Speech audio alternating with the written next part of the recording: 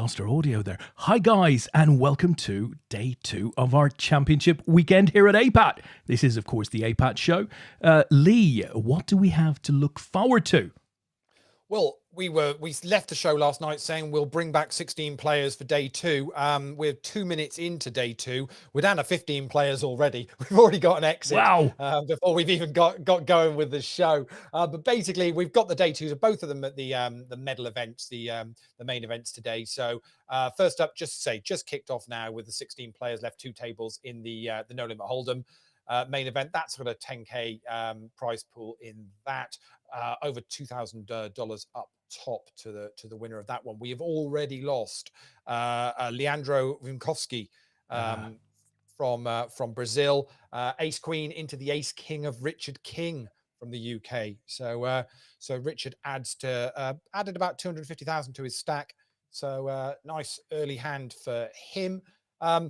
We'll obviously be following this. Then at 8 o'clock, we've got day 2 of the PLO main event. 14 players coming back for that. 13 are going to get paid. So we're literally on the money bubble as the guys come back for day 2. We've already promised, if you were watching the show last night, that we said we'll be putting an APAT online ticket up for whoever finishes in 14th and misses the cash tonight, because there's nothing worse, Des, is it, than bagging your chips up and having a good night's sleep and then not making the money the following day. You don't want to do it, right? It makes for a manic Monday, and nobody likes a manic Monday, I have to say. And of course, it's not just the cash, right? It's not just the cash, Lee. The guys are playing for some medals as well. Let me put them up. There we go, guys. You can see the infamous, famous even, APAT medals, the gold, silver and bronze. No bracelets available at this event. They are reserved for our World Championship of Amateur Poker events, but medals and cash available to the top 3 tonight. Excellent. And it makes a nice change, Des. We're doing an APAT show in the daylight. It's not often we get to do that. It's been a couple of months, and it is chucking it down with rain here on the south coast of England. I don't know what it's like with you, but it is throwing it down. Well, I'm based up in July London, weather. I'm looking out the window now. It's all quite dark. It's starting to get dark. So you still have a lot of light down there. It's starting to get dark here. It is dry, which is good. And I see we both got the company memo with regards to black t-shirts. Simple black t-shirts, right? So you can't go wrong. I'm just watching another hand, which is Rui Manuel with ace king against Leandro Gomez with queens, and the queens hold for Leandro. So Leandro's is going to get a double up. I'd already lost a few chips. Started off with just over 300,000. Leandro's now up to 520,000. And wow. And yeah, that's really hit Rui's stack. Had just shy of 500,000 going into this day 2, and has lost half of them already. Painful. Well, we've got both of those tables up there, Lee. Do you want to talk us through any of those players that we might recognize at home? Yeah, well, it's not just the players that we recognise at home. Obviously, for those that are watching it last night, you might well have picked, and you may well have been playing the event yesterday, and you may well have been playing against some of these guys. Chip leader going into this day 2, and is still very much his chip leader with 1.3 million. Is actually in this hand at the moment with Gasper Sivek. Is Roman Matvechuk from Russia. Starts off 1.3 million. Inigo Navarro from Estonia was second in chips, and Josiah Weaver from Mexico was third. Roman and Inigo really over 1 million chips each. Josiah is just 630,000. So there's a difference between the top 2 at the moment in there. Also in the mix, already mentioned Richard King, who's added to his stack already, regularly cashes in these APAT events. Eddie Nyaxu, who is been a regular on the APAT leaderboards, weekly leaderboards now for a long time during these lockdown, is there. Started with 360,000 tonight. And Dan Austin, one of the short stacks, messaged me last night to say he's got a bit of work to do, Dan said, but we all know Dan's got a very, very good poker game, and if anyone can work a short stack, started today with 276,000. So we'll see how it goes for Dan. Dan is on the table with the chip leader. Yeah, Dan's got just under 12 big blinds, as you refer to, Lee, and quite rightly, you don't count Dan out. You do that at your peril, even at this stage of the tournament. And I say we've got an all-in here, aces against tens. Eddie's holding the aces. He just needs to avoid that 10, which he does, and he doubles. And that puts Pedro now down really, really short stack. on that table, just over 5 bigs. I mean, nothing you can do about that. That's just to say it's just unfortunate timing. But obviously for Eddie, the ace is holding. That means he's going to significantly add to his stack. Eddie started the day with 360,000, so it's pretty much double that up already. And we're only, say, 7 minutes in to this day 2. Perfect start to day 2. Yeah, that's what you want to get, isn't it? Although, Des, I mean, I got dealt aces firsthand in the Bounty Hunter last night, and it didn't do me much good. Probably because I was also trying to, doing the show as well last night. So in fairness, it levels weren't there. It sort of moved you from 50,000 straight up to 140,000. Didn't do you any harm. It was the rest of your game that did for you. Just because I wasn't paying attention to the cards. I should have actually been watching what was going on, but not always possible to do. I saw an interview. I was doing some research today for a project we're doing a bit of work on, and I did see this interview between 2 people. No names, no platforms, no channels. I can't mention anything. But the question was, if you couldn't have aces or kings, what would your favorite opening hand be? And the answer was Queen Jack. Really? Okay. Yeah, I guess it's got lots of straight opportunities. You're not going to say it's got potential. Don't say. Yeah, of course it's not. It's not the hand you're going to choose, is it? You might have ace king. Queens, I would have thought it was definitely up there in my pantheon of selections. Hang on, is the Queen Jack suited? If it's suited, I'm having every day of the week. I think that question was asked as a bit of a sort of an offer. It was a bit of an offer of get out of jail, and the response was yes. And the ask was what suit, and the response to that was the Ace of Hearts. That was the whole discussion right there. All in a call here, and it's down at risk, and he's hit the spade on the river. Going to get a double up, ace-6 of spades against 9-7 for Leandro. Leandro had hit the flop, but wow, Dan gets there on the river, and river's the flush, and gets the double up, much needed double up that he wanted. Just looking in the chat, you'll recognize the name from Scott, your Sky Boat. Max Alley. I reckon Max Alley says he's tuned in to wish Rob Green good luck. Yeah, I hadn't mentioned Rob started the day with 367,000 in them there chips, and he's going along quietly at the moment, not causing too much of a problem. He's in the small blind at the moment, just lost a few chips, but yeah, good to see he obviously tuning into us, but obviously here for the commentary as well. He's here for the commentary, but I don't think we're a danger to Rich Orford and TK. I have to say, definitely I think the boys are sorely missed in the commentary booth. I would have to say.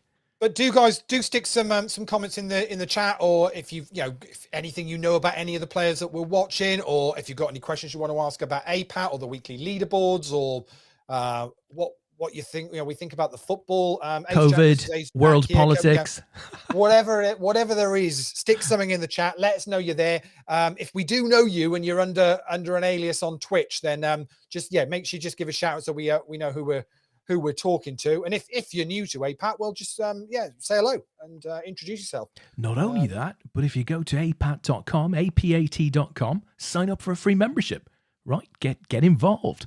We are the biggest provider of amateur poker tournaments globally, just as far as targeting recreational players is concerned. So we'd love to have you guys on board. And we're currently playing all of our online stuff on Party Poker. So that's where you'll find us. We have a tab on the Party Poker lobby. So if you play on Party Poker, just go and look it up, and all of our events are in there. Mr. Ali, right, said it was more Lisa Marie Long. I know Lisa very well, but Orford and the old fella were okay. They were okay. Now you make a good point, son. You make a good point. We were dead lucky at Sky Poker. We had some brilliant presenters go through the mill.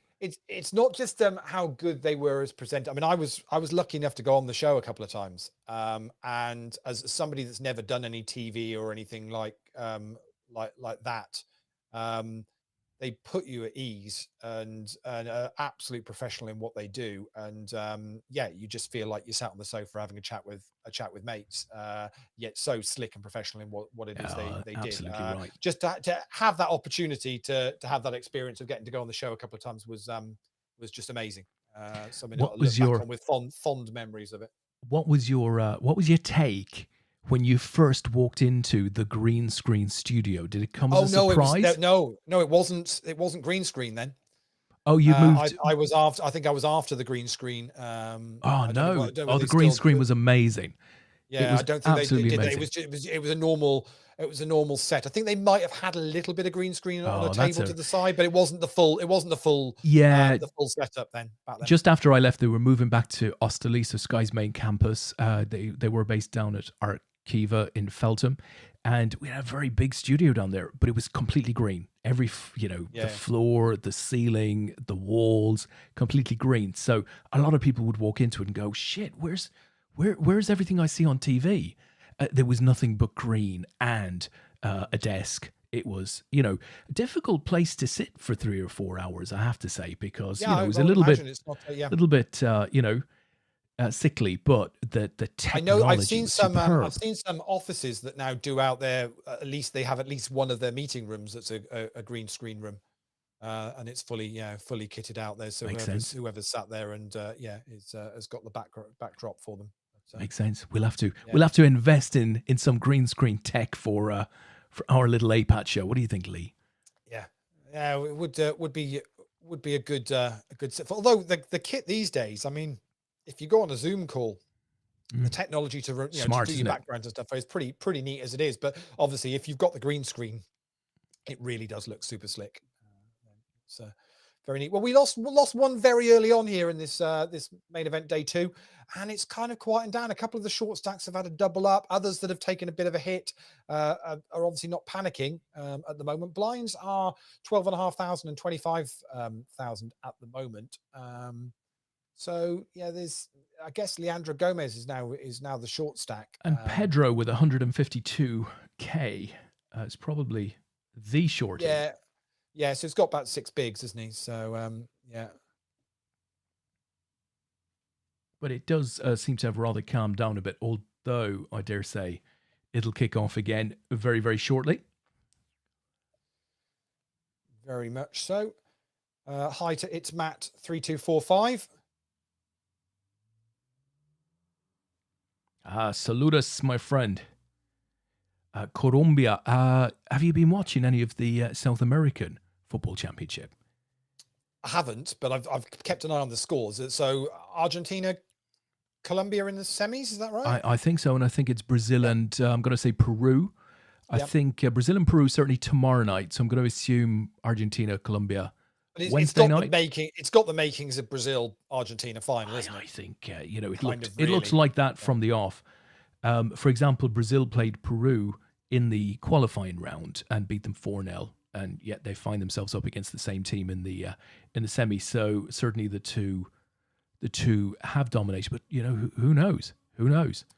Yeah, it'll be interesting to see. It's going to be a good couple of semi-finals and then a cracking final, whoever it is. Very much the same as the Euros. I mean, we're spoilt for football, and I mean, I don't know how excited you get about this kind of thing, but I saw the first trailer for the Olympics on the weekend. I haven't completely got into it yet, but I know I will do. But it's on that little slow burner. Once the football's out the way, then obviously it'll be full steam ahead with the Olympics, which will be a bit weird with kind of again the limiting of fans in stadiums and at the venues, but it's just crack. It's a chance to watch sports that you wouldn't normally watch and follow and just get properly get behind. Really, really looking forward to it. Yeah, I dream that I tune into the Olympics, someday in the years ahead, and like you get a couple of portly guys playing pool. That's what I want to see, right? I don't want them swimming in the pool. I want them playing pool.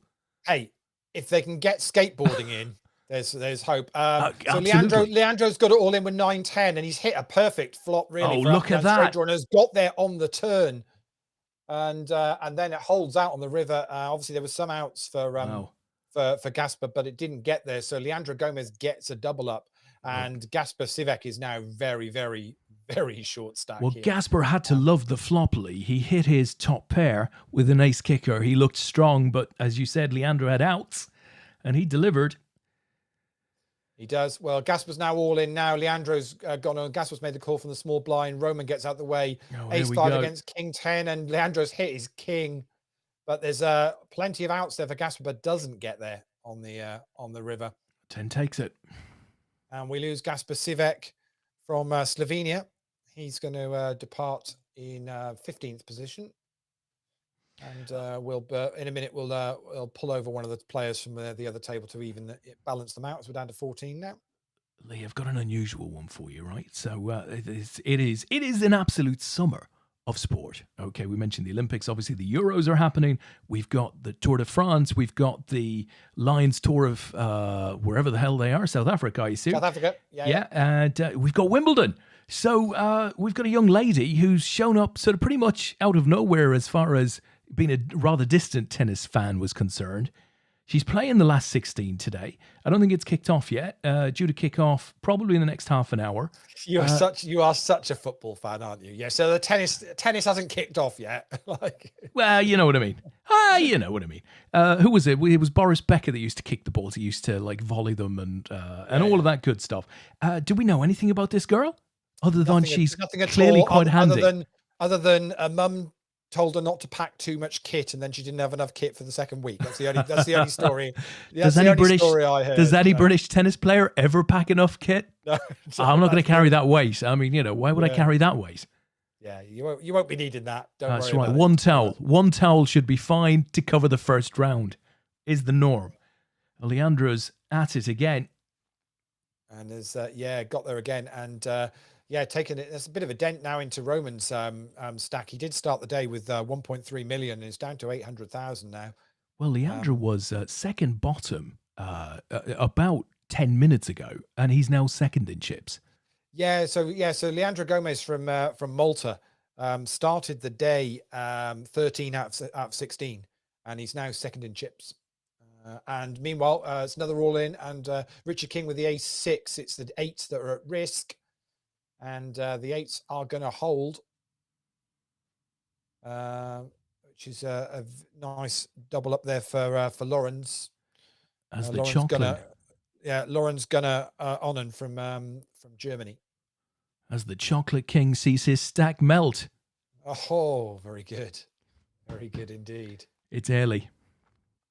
It's very. Oh no, I think we're losing. We're losing audience, Lee.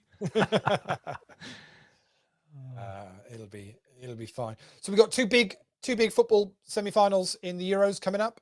Interested to know what everybody thinks about those. First up tomorrow is Spain versus Italy. I just think the Italians are going to be too savvy for the Spanish, but you never know. And then obviously the big one for England on Wednesday against Denmark. So let us know your thoughts on those. Who do you think is going to make the final?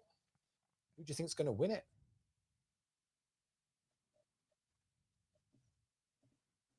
Certainly not going to be Wales or Ireland, Des, that's for sure. It was never going to be Ireland, Lee. Not for a long time. I don't think it was ever really going to be Wales. To be well, the thing is, I mean, we didn't necessarily see Denmark. We didn't necessarily see the best Welsh team, but I thought they were brilliant. I really looked great against Turkey. And, the Denmark result was what the Denmark result was. They probably didn't deserve to go out like that. But it is one of these tournaments where I do think the majority of teams have played pretty well. The football has been pretty good. It's been pretty exciting, up and down stuff. I quite like that. But ultimately, the cream is going to rise to the top. And nobody's come out with a different game plan that I can see. There isn't, an Italy of... 1986 or 1990 who could defend for their lives. I mean, England have a great defensive record, but their game isn't based all on that. So for that reason, I think because nobody's doing anything too different, I'd have to say looks like an England-Italy final to me. Yeah, I think that it has that kind of feeling about it, doesn't it? I think that could be difficult to call though, Lee. Yeah. Wembley advantage aside, I think that could be a tricky fixture to call. Well, as I say, the Italians are very savvy. I mentioned it last night on the show. If you watch their quarterfinal game, it was the last 10 minutes, 10 Oh 15 yeah, minutes. It was just gameplay. That's all it was. Knew exactly what they were doing, Eddie's all in here winding the opposition up. against Yeah, Pedro. ace nine Freddie against the ace king of Pedro, and yeah. Meanwhile, Dan's all in with ace queen up against Rob Green's king jack. It's the king jack at risk, and Rob's hit on the turn. A lovely flop for Rob, because it gave him flush draw opportunities as well. So it's a double up for Rob Green. And Dan takes a bit of a dent, but is still in a better position than he was when he started the tournament. So no worries at the moment with that one. So I haven't mentioned payouts for this, other than I mentioned it was over 2,000 up top. But yeah, so the guys currently with 14 players left are all guaranteed $177. But as I say, it's over 10 times that for first place. So the top five. So fifth place picking up $512. Fourth place picks up $700. And it's just over $1,000 for third for the bronze medal position. $1,475 for the silver medal position for second place, and $2,131 plus the APAT gold medal for first. Nice. Really nice. $55 tournament. Lovely structure. 2-day event. You can even feeder into these every month for $5.50. Very similar structure that we run for our weekly event, except that's just a 1-day. That's a $33 buy-in every Sunday. You can play that, and we watch the conclusion of that on the APAT show on a Sunday night. You can feeder into those from $3.30 already this week. They're in the lobby now. Go and play one this evening if you want to. For those that are interested, this is also part of our weekly leaderboard ladders promotion, where we give tickets away to the top 20 on the leaderboard every single week. They finish on a Sunday, so it runs Monday to a Sunday. And obviously this week's one, once these two tournaments that we're showing tonight will play out, we'll conclude that. But this week's leaderboard has already started. First tournament started at 7 o'clock. You can get into that now. It's a 6-max knockout. And at 8 o'clock tonight is the PLO8. So 2 tournaments. They're $5.50 to play in them. Really nice structures. Say run times normally 3 to 4 hours. So perfect for an evening to play a bit of poker. So if you fancy getting involved in those, we pick up all the results. If you cash, you pick up points. And if you go onto apat.com and go and have a look at the rankings, the weekly rankings page, you'll see all the information you need to for that, of how you can win tickets, and you'll see your name on the leaderboard if you cash at any point during the week. Quite like having the leaderboards, Lee. It's not just about the extra cash you make from it, but it's quite nice to set yourself some targets, try and hit the top 20, to get into the added value, try and hit the top 10, try and stay there, and see how you're doing against your mates around you. It always adds a little bit of flavor into your poker to be deep in the leaderboard. Yeah, and we run, so in a normal week we'll run 16 events. We'll run 2 each day, and then we do 4 on a Sunday night. So the guys that are top in the leaderboard are normally cashing in maybe 4 or 5 of those.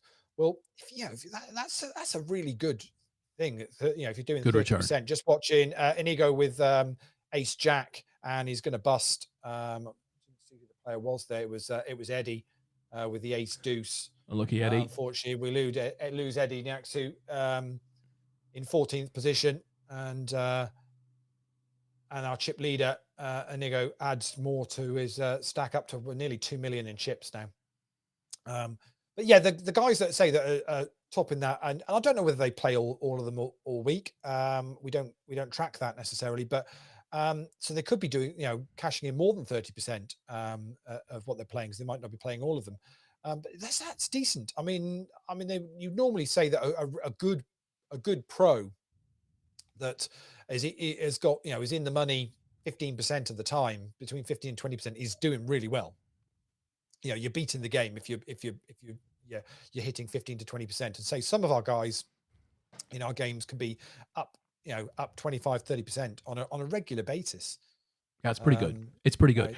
but You it's know, a high stat, but it's high standard games though as well. So it's well, that's exactly it. I mean, you know, the formats are pretty good. They're pretty all in the call. Josiah went all in with ace 10. Sorry, just to cut you there. Go for it. And the chip leader, and he goes woken up with jacks and turned another jack as well, just to finish that. So Josiah finishes in 13th place. Josiah Weaver from Mexico, picking up $177, and we're down to 12. Nice. We're going to hit a final table here in the not too distant future, Lee. Are we looking at 8 at the final? Yeah, I think they might jump. I think they might jump to a 9-handed. I'm pretty sure they do actually. Yeah, I'm a fan of a 9-handed. Yeah, just to get it going. They don't. So you don't play. Yeah, so you don't play 5-4 on the bubble for the final table, so to speak. And I see the World Series of Online has kicked off. Obviously, prize money down on same period last year. Maybe not a massive surprise that. Well, I think there's a couple of things in there, isn't it? So obviously, so it's effectively, although it's the World Series Online, it's WSOP.com at the moment. So majority of the world can't play those at the moment. And of course, those that can play that at the moment, of course, have got a big live series in the autumn. Yeah, so absolutely. So whereas last year, surprising. just watching another all in and a call, Martin Rigvelt with ace 4 against Pedro's jack 3, and Martin is good. They were pretty much even stacks, and Pedro's now got not even a big blind left. It's actually half a small blind, so that'll be going in next hand, I would imagine. So we'll keep an eye on that. But yeah, obviously last year I think that there was a fairly obvious understanding that there wasn't going to be a live event, so people were going to pile into the online version of it. I guess maybe, if you've got a live series coming up, how much you want to play these online events, I'm not quite sure. Yeah, do you play them to cash and make money for the live series, or do you keep your money for the live series? Just Dan's all in with ace 8 and against Rui Manuel, and ace 8 is good. And so Rui finishes in 12th position, and we're down to 11. And I say we're going to have another all in straight away because Pedro's all in with his 8K. Martin Rigvos have woken up with queens. Pedro's got an ace though, and he hits his ace. Oh, he's hit his ace. Queen. It's another ace. It's another ace. So what sort of time is it when you want to hit your ace and you've got hardly any of a stat, but it now puts him up to about 1.5 bigs. So he's still there. He's very much chip in a chair situation for Pedro, but he's still in the mix. I'm guessing it's not going to take long before he gets those chips in the middle again. I don't think so. Michael Fallar's actually gone in under the gun this time on that table. So we'll see whether there's any action. Well, Michael knows this 46K is going in, so he's got to have something. Right? Richard King's re-popped it as well. So they're firing into the big blind of the chip leader, Inigo, and it's ace 10 for Michael, jacks for Richard. Oh, ace and a 10. Richard's going to need a jack, and it doesn't appear. So he's going to double up Michael. Wow. And Pedro's still there with his 41,000. Is it going to be this time? It's pretty much one big blind. So, and Richard's actually made the move under the gun. First of all, let's see whether he's going to get a caller from either of these stacks. Is Michael going to look to play another hand with Richard? Having a think about it. Nope, lets it go this time. So we're down to 11 now. And in half an hour's time, the PLO day 2 will start. That's 2 tables as well. How many have we brought back in that, Lee? 14. 14. Back in that one, yeah. And it's paying 13, so we are on the money bubble with that one.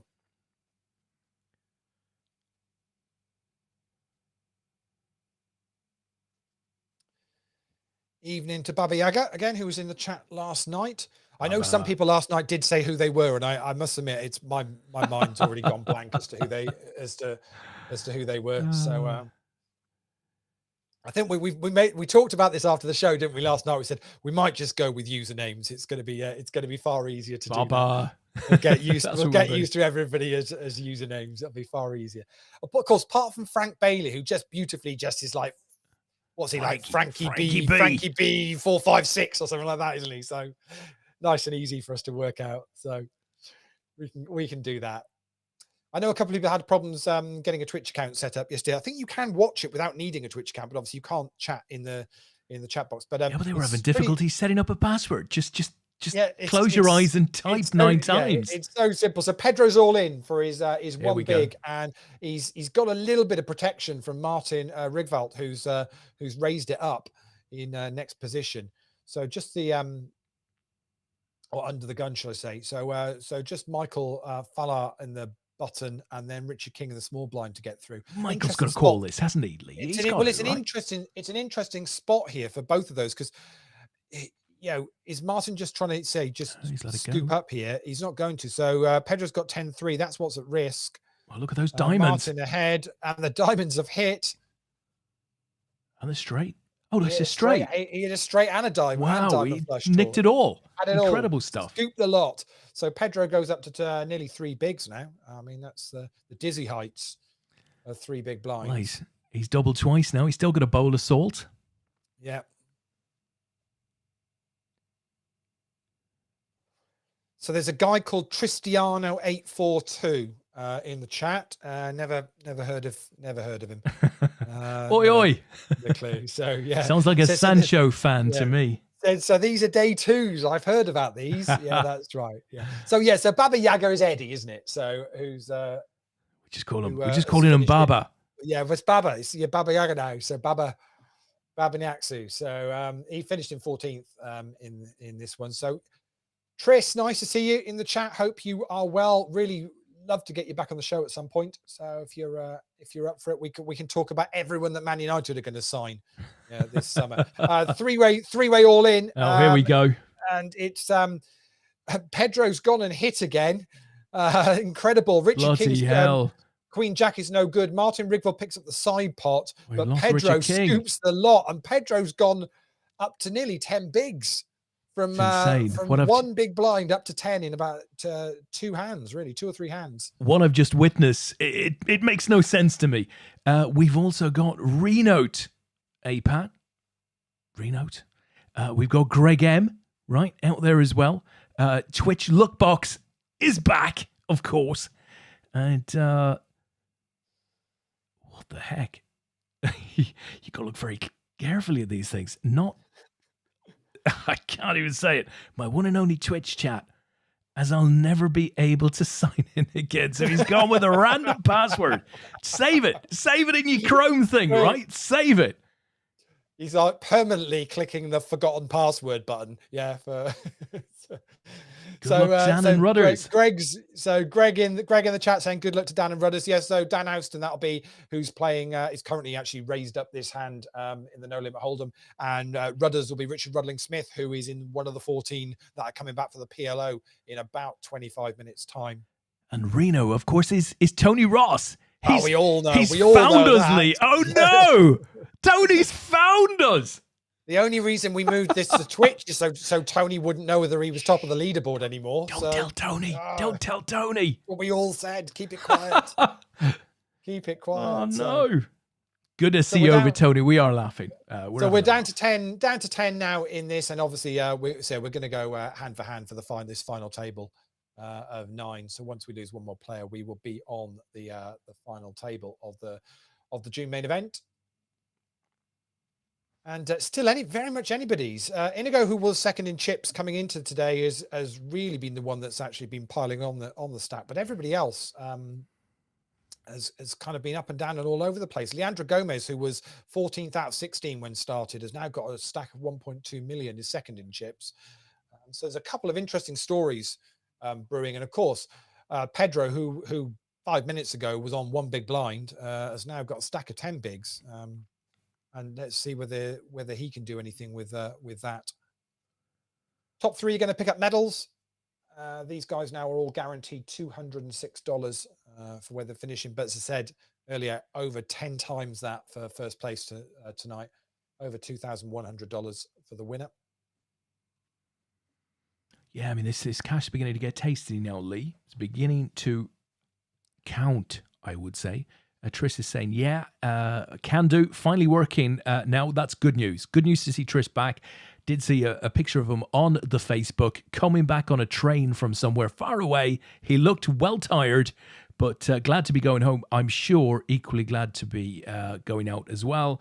But he's on nights from next week, so Sunday nights will be free as working a 4-day week, Monday to Thursday. Excellent stuff. Good man. Excellent. Well, we're seeing lots of things changing for people, aren't we? Certainly in the UK. Be interesting to know what anyone that's in other countries around the world are finding with lockdowns and the COVID restrictions, whether it's travel or actually just with what they're doing in their kind of own local situation. But we're finding things are changing for people now. People are works are opening up, offices are opening up, restrictions are easing, and people have got lots going on. Just watching Pedro with his ace king. The 5 has hit for the chip leader, and we are going to lose Pedro, who I had high hopes. He's going to his finest hand plays, and Inigo is just running golden so far in the first 40 minutes. So we have a final table. Whilst Des is bringing that table up, I'll just run through who we've got. So it's Inigo Navarro from Estonia, who's going to be our chip leader with 2.5 million. He's got twice as many as the player in second place, which is Leandro Gomez from Malta. Our chip leader overnight, Roman Medvedchuk from Russia, is third with 1.1 million. Martin Rigvalt from Sweden with just shy of 1 million. Then we've got Michael Falar from the Czech Republic, Robert Green from the UK, Dan Austin from the UK. We've got Lacrimera Eon from the UK, who actually was a short stack going into this and has actually made the final table. So very well done to you. Nice. And finally in ninth is Lawrence Gunnar Onnen from Germany, who is sat on about 3 bigs. So and straight away we've got some action, and with the player that I said was on 3 bigs with the Queen 10, and Roman has got the ace 5, and the ace 5 is going to be good, and we're going to lose our player in ninth place, which is going to be Lawrence from Germany. Was the short stack going on to this final table, and I think just got it in with Queen 10, and obviously Roman out of the big blind. Lawrence was on the button, so Roman out of the big blind has got an ace and says, well, I'm going to call this off. I've got 1.1 million in chips, so not a problem to make that, and unfortunately Lawrence didn't hit, so we are down to 8 now. A bit more room around the table. They can all just squeeze around a little bit now and just stretch out a bit more. That's right. Get your feet out there. Let your crotch talk.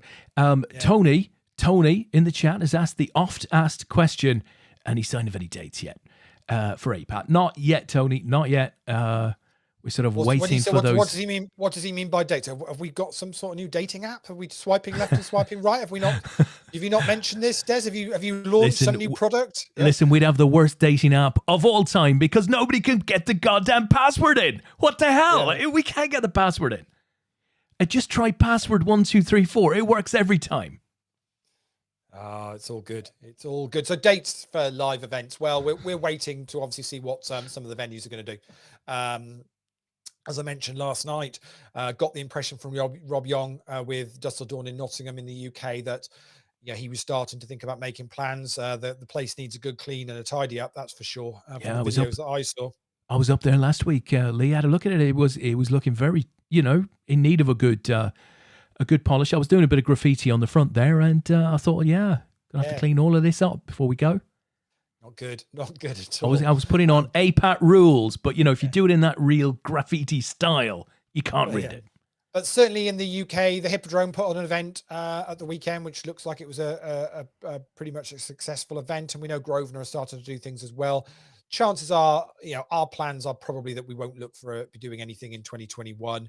But that's not to say that if some venues open up and there's and things are all progressing nicely, that we might sneak something in. But it certainly would be a very much a one-off type of event, maybe just a kind of feels more like a reunion type of style thing, very much a social thing. I think we would do if we were going to put something on. It certainly wouldn't be a start of a season or anything like that. It would be. I'm thinking a cash game around at Tom Brady's. What do you reckon, Lee? Sounds good to me. We should be able to get about 6 tables into the house, right, and a few in the back garden. Sweet. I did see somebody posted in the Party Poker community on Facebook the other day. Somebody from saying, is anybody getting any home games arranged in the Plymouth area? I nearly tagged Tom in it and just go, this sounds right up your street, Tom. So Dan Houston is all in under the gun +1. Just Rob Green in the big blind to get through. Blinds are now at 20,000, 40,000. It's a tough one for Rob to make the call. Depends whether he thinks what he thinks Dan's up to. Well, knowing Dan, he could be up to Easy. absolutely anything. Yeah, it's very much a case of picking your moments here now. So with the 8 players left, min cash now, 8th place is $290. Don't forget this was a $55 buy-in tournament, $2,131 up top. Just thinking of Dan there, Lee, and the only thing guaranteed is that he's got a wall of trainers behind him. Anything else so. is not fixed. No, who knows what could happen. We nearly got Dan on the show last night because he just missed the link he's anyone that caught Dan in the comms with us during the World Championship of Amateur Poker earlier on in the year will know the guy can talk some serious poker. You're just laughing at the chat box, aren't you? Yeah. I have no idea who anyone is, Lee. I have no idea. Somebody said, I resent that comment, Desmond. I mean, I think that's Dan. That could be Dan. I have no idea. Honestly, no idea. No idea. While, Twitch Lookbox is saying, is Yanni here? This is a message for Yanni. Right. If Yanni is here, can he please do a clean up in aisle 7? Yes, you don't look at things properly enough. So I resent that comment, Desmond. So who's that from? Read the person's name. Where is it? Oh yeah, okay. Not swollen ad. Right, now read it backwards.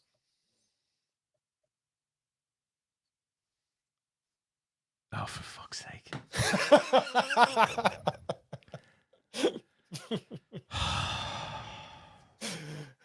Oh dear. Sorry if I've blown your anonymity there, Dan. But yeah. Bloody heck, he's like, what is he like? Nobody else has time to do the password, and he's got time to type that in back to front.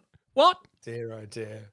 Well, that's creative. I still just go with I'm pretty much still chipper on most things because I've registered for them in the last 15, 20 years. Like I think, and I don't know even where it came. I think PokerStars was probably the first account that I ever signed up for, and I put it in there, and pretty much I've kind of stuck with it ever since. At most things, but I do worry sometimes that people obviously instantly know it's me. So I occasionally do change it up to something a little bit different. Just to it is pretty well known. It is pretty well known. Fairly well known, yeah.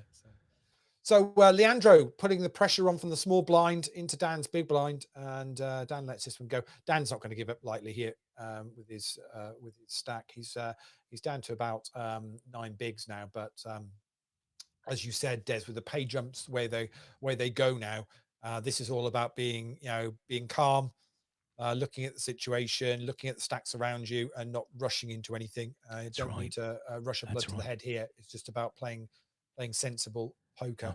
Now, Lee, I've been watching this table, right? There were two tables for the last hour or so, and I've seen nothing calm. I've seen absolutely none of the stuff that you've just described there. Is it about to start now? Well, it is, because I think as you're playing down to final table, so the guys came on today where they were guaranteed $150. So to get to the final table, it was, they were up to sort of 245. So it wasn't a massive jump, $95 for a jump of like 7 places, something like that. Obviously now the jumps start getting quite serious. It's sort of $100 an exit. Which is is serious chunk of money. Let's remember all of these guys are recreational poker players. They play for fun, play for in their spare time, socially, that kind of thing. I'm hoping some of these guys might well have got through this tournament for through one of the feeders and got in for $5.50 or something like that, and going to therefore turn $5.50 into maybe $1,000 or $2,000. Nice, That's really what it should be about, and that is the point. You're on this final table. To be fair, David Lappin, who we had on the show last week, or the Sunday before last, said it perfectly well when we were talking about sit and goes, and he's quite right in what he was saying. Is when you hit a final table like this, it doesn't happen loads. I So know. the Yeah. experience of it is for some people, they're not experienced with it, where the pay jumps are now starting to get serious, and effectively they're on a sit and go with variable Yeah. starting stacks, and how you choose to play that. It doesn't happen every day for somebody. It's people always say about the heads up game. Oh, I wish my heads up game was better. Well, of course, the heads up game is never going to get better. Um, if you're waiting for every time you actually play a heads up in a tournament, what you've got to do is go and play either some Yeah. heads up sit and goes, or every Tuesday, for example, we run a heads up tournament on Party Poker, with the only weekly heads up tournament on the network.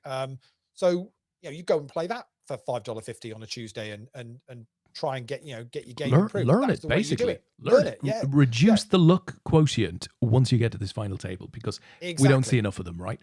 And of No. course, there's the extra variable with the APAT events, Lee, in that, the top three all walk away with something like that. And you do not want to miss the opportunity to get one of those delivered to you in the post, right? Yeah, Because there they is are nothing worse. super spectacular. And I know plenty of APAT players that have been playing with us for, say we're coming up for 15, we'll be celebrating 15 years in a few months' time. And that have, desperate to win an APAT medal, and have got close a couple of times, and have not thrown it away, but it's not gone their way for them. And yeah, you don't want to miss those opportunities. As Dan's all in. So he's got Martin to get through on the button. He's having a think about this. He's then got the chip leader, Inigo, in the small blind, who's got just shy of 3 million chips now.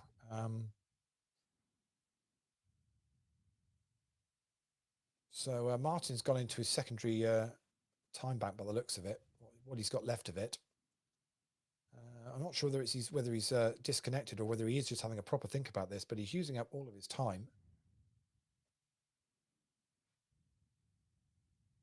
And he's folded, gone all the way around. And Inigo re-raises. That puts Michael Fallar all in effectively, doesn't it? It's 10-9 for Dan. It's sixes. 10-9's at risk. It's going to need to be a 10 or a 9. Ooh. And it's not going to be. And we're going to lose Dan in 8th place. Nice shoving spot with the suited connectors there from Dan. Just goes to show, it's not a case of always waiting for hands if it's folded around to you and you're in a situation there. But Inigo's never folding sixes out of the small blind there with his stack size. Not happening, unfortunately for Dan. But nice cash, $290 for Dan, and we are down to 7 players as we got an all in the call again. It's Michael with the jacks. They're ahead. Oh, not and enough. That is going to be enough. And we're going to lose Lacra Miura, who was our short stack coming into this day 2, and has ended up finishing 7th for $345, which is pretty good laddering, all things considered. They started with 232,000 chips. We've got another all in a call. Michael's got the 3s this time, and Rob's got the ace 4. Rob's going to need to hit, but he's got a few more outs after the turn, and it's not going to happen. And they're dropping like flies here. And Michael is doing all of the damage, winning his races basically, and dodging those aces hitting the board. And Michael's now gone up to 1.2 million, and we lose Rob in 6th place, picking up $420, and we are down to 5. Getting very close to this medal bubble. It's all moving pretty darn quickly now, Lee.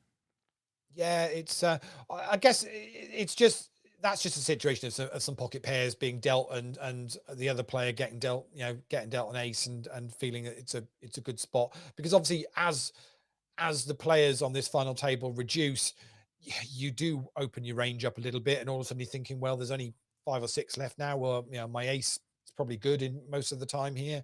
But nothing you can do when Michael just has that little heater of a couple of pocket pairs, and Inigo getting a pair of 6s against Dan earlier on. Yeah, they're just kind of sensible calls. There's no one's getting too aggressive and playing recklessly with their stacks. It's just kind of playing itself at the moment, really. Blinds now are at 25,000, 50,000, and we are down to 5, and we are 10 minutes away from the PLO day 2 starting with 14 players.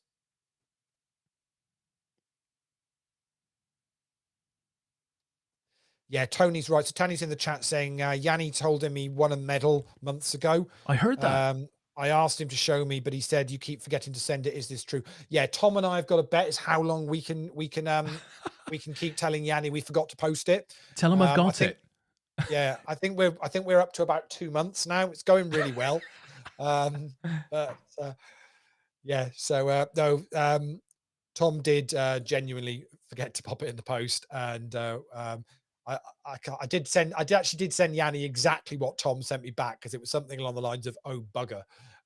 That's my fault. I've forgotten. So hopefully it is winging its way to Yanni now. A lovely APAT bronze medal. Actually, the bronze medals I think are my favourite ones from a look point of view. Don't get me wrong, the gold is and the silver very sharp, but there's something about those bronze medals. They're just beautifully crafted. They look so nice. When we got the very first medal, I call them prototypes. They were just the first medals, right? When we got the first few through to sign off on, do you see, if you look at the picture that's there on the screen, if you look at the gold one, do you see you've got that sort of sanded area in the middle where the logo is and the stars? Well, that wasn't sanded. It was pure gold effect, like the outside of the medal. And basically, you couldn't look at it. It would blind you. It looked absolutely terrible. So we added that sand effect, and I think it made a hell of a difference to the medals. Yeah, no, they are fantastic, and it's always nice when people put up their they post up pictures of the medals or trophies or bracelets or whatever they've won over the years. Do you remember that, Lee? Do you remember that? It's a beautiful looking bracelet, that one. Yeah. That is the World Championship of Amateur Poker bracelet. More about that later this year, I'm sure.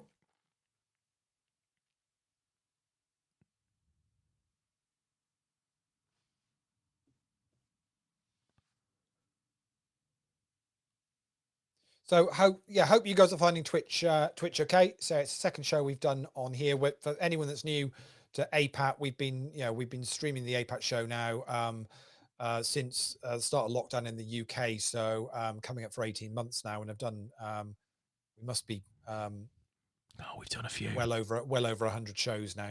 Oh god, yeah. So just following the action either on a Sunday night, or if we've got a bigger festival on as well, or similar to what we're doing now for a day two. Sometimes with our bigger festivals we'll be showing whole cards on a delay, but very much on a weekly basis. It's very much about following the action, getting the community in the chat, and just being there in the background as players are playing whatever it is they're playing poker wise on a Sunday or a Monday night.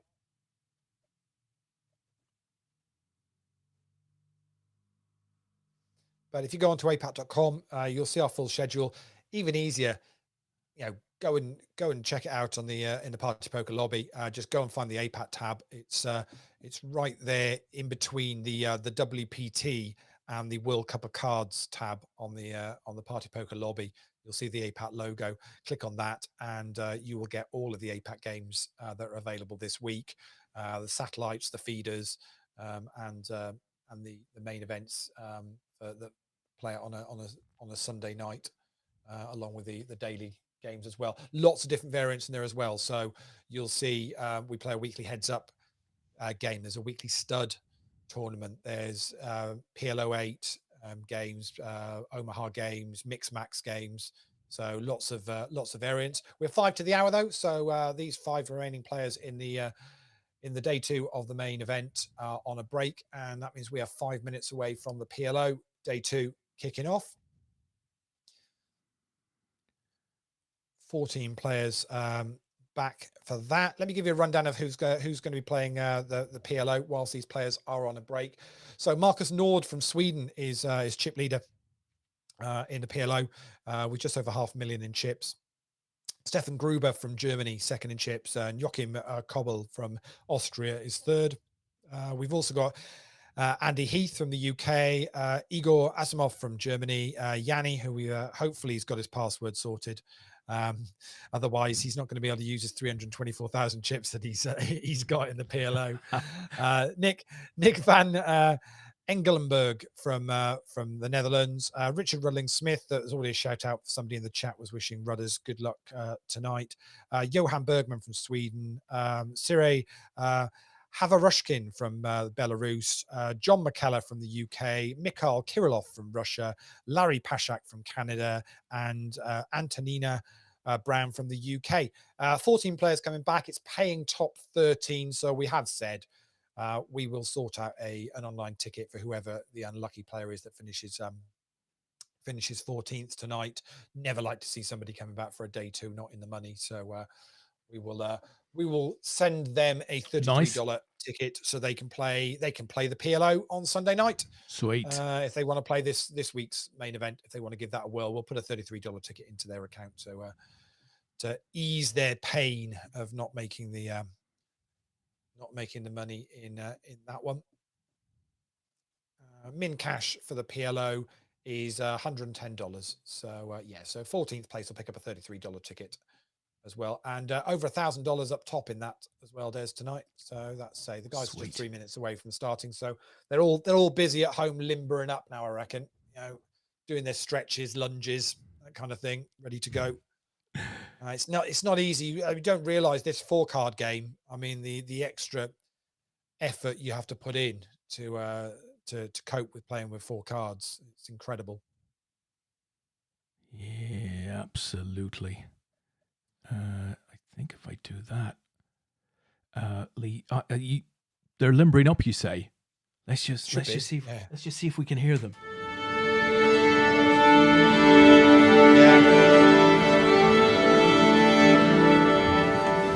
It's pretty impressive. That they're all sounding pretty good there. I thought. Rudders sounded just slightly off key. I mean, I don't know. He was playing a C flat. I wouldn't want to be too critical, but I don't know.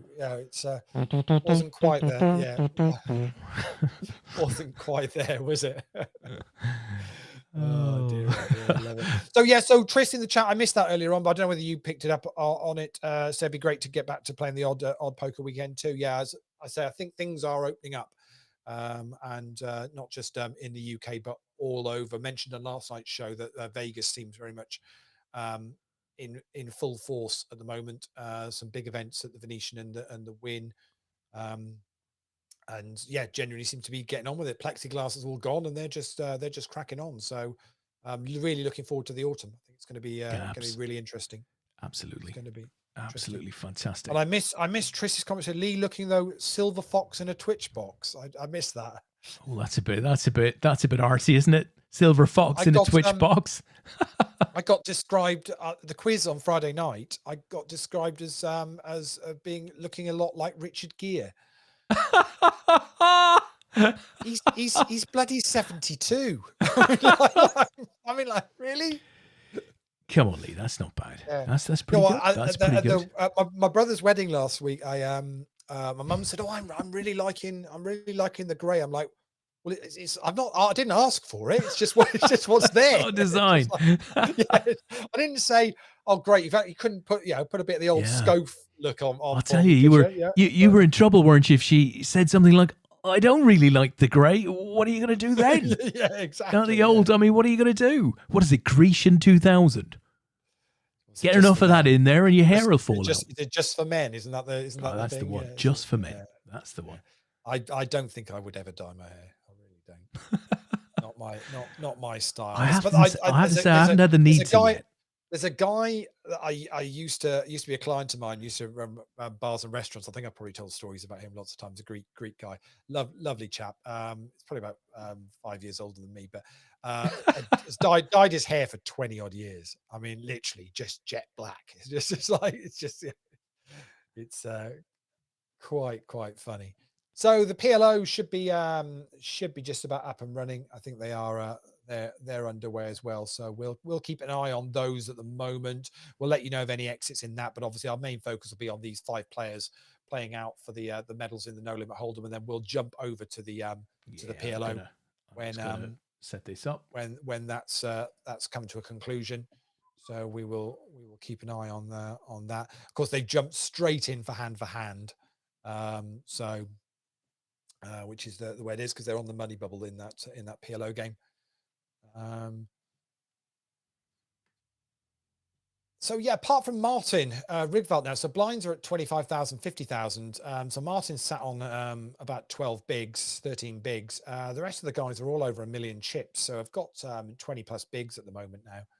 So Martin very much in the big blind at the moment is the shortest stack that these guys are going after. Leandro raised it up from the button, and Martin's bit of power play back from the big blind says, well, now I'm not having any of this.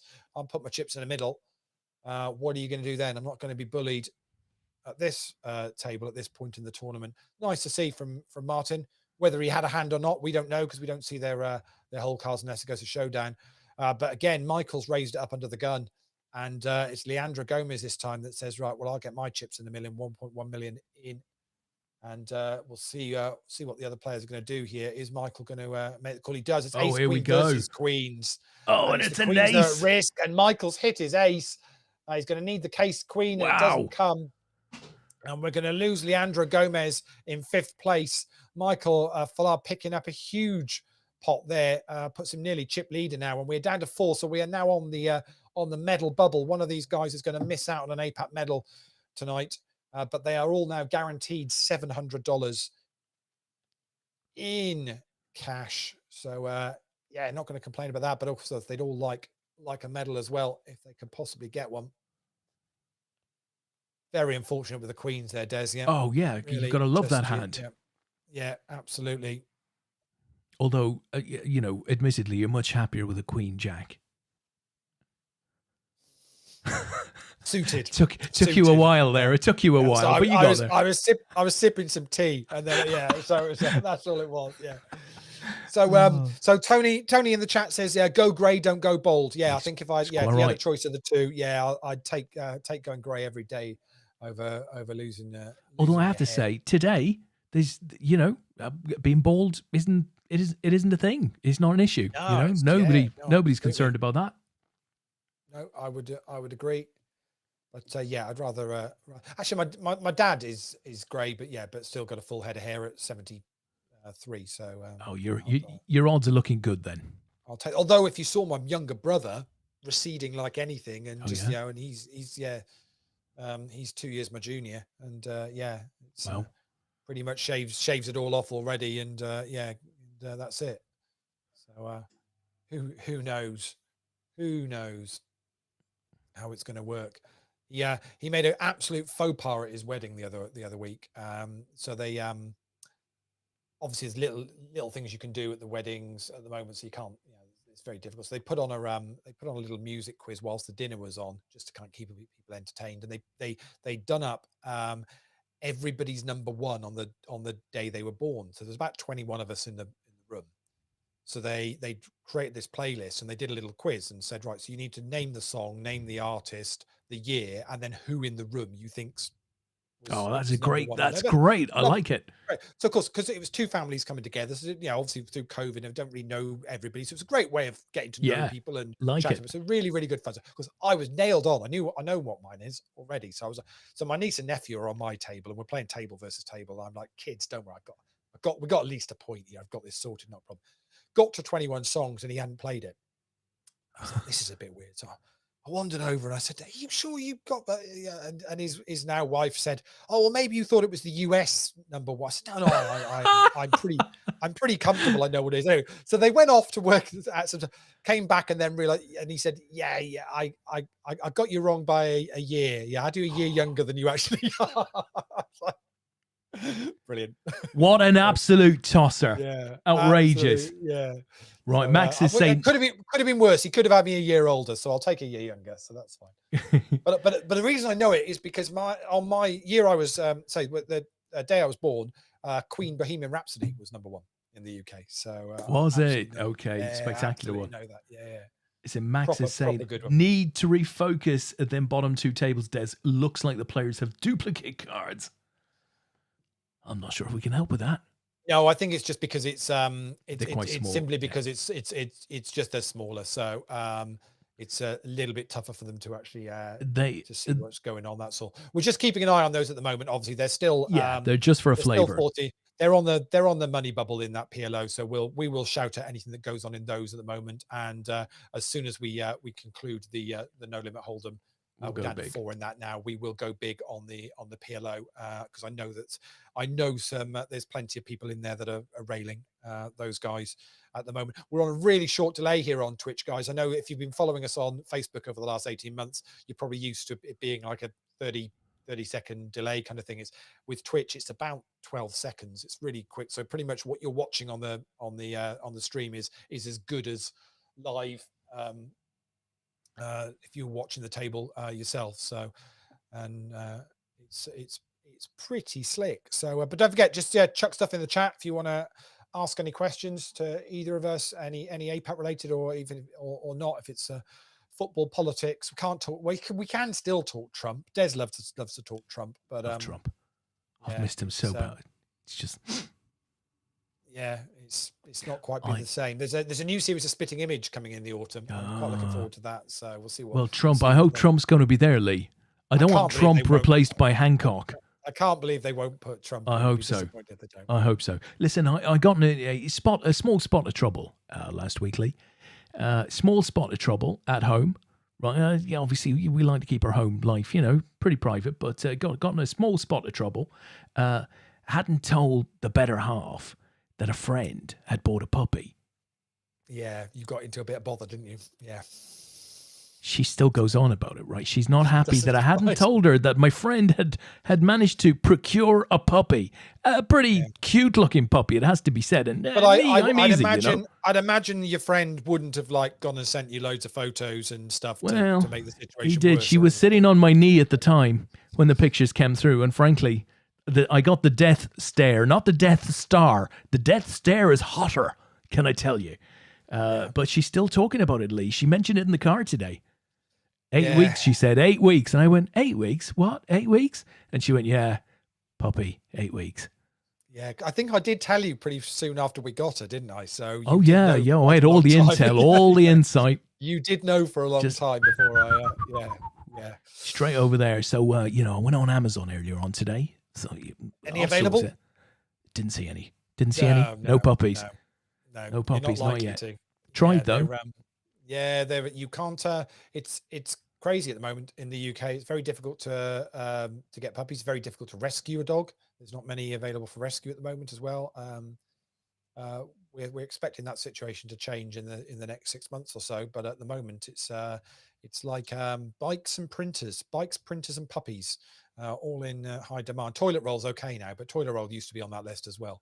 Sorry, printers are in high demand. Yeah. Used to be. So during lockdown last year, you couldn't buy a printer for love of money. Did you not know this? Are people wiping their bottoms with spools of ink? I mean, what? No. It's because people were working from home, so there was I get that. There's an absolute rush for printers. But that was like a year ago. What have they been using to print in the last year and a half? That can't be an issue today, can it? Well, it's still not fully resolved with stuff coming into the UK. But yeah, I mean, sort of in the autumn last year, printers and bikes was an absolute nightmare, and I don't think it's got massively better. Well, listen, Sean took me to Costco today at lunchtime.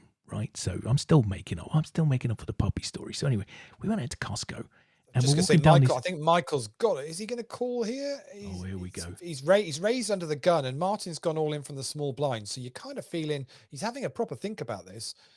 It's about 500,000, so it's about 20% of his stack behind. No, he's going to let it go in the end. He'd raised it up to about 130,000, so just about a 2.2 raise. It's difficult to know because Martin's played quite aggressively as he's the short stack when he was short stack of the 5, and obviously he's short stack of the 4 now, and is still, if he's getting raised into, it's a simple decision for him. It's just a all in or fold. We will see. Sorry, your Costco story. I do apologize. There was just a bit of action. It's painful. It's painful. Do please stop me. So yeah, she needed to pick up some comfort and a few other things. I don't think the comfort was related to the puppy, but some fabric softener, right? So we go in there. We walk the big aisles, right? There are huge aisles in Costco, and she finds this big tub bottle of stuff, £6, right? all you can wash for 2 months for £6. So she got that. She popped it in the whatever. And, we've walked a couple of aisles away and there's this big free standing display. And oh, look at that. You get 2 of them for the price of 1. I said, yeah, but it's £12 for 1. So we got that instead. I said, we've just invested twice the amount of money. Yeah, she said, but we've now got 4 months worth of stuff. Brilliant. Isn't that what a bank's for? You just got to leave your money in the bank for an extra. Oh, I don't know. There's been, in the Omaha, there's been a few all-in and calls, but we're yet to lose anybody. We're on the money bubble there. And the short stack, Antonina Brown from the UK has doubled up. Did have 60,000, is now got up at 110,000, but still not lost anyone yet. In that,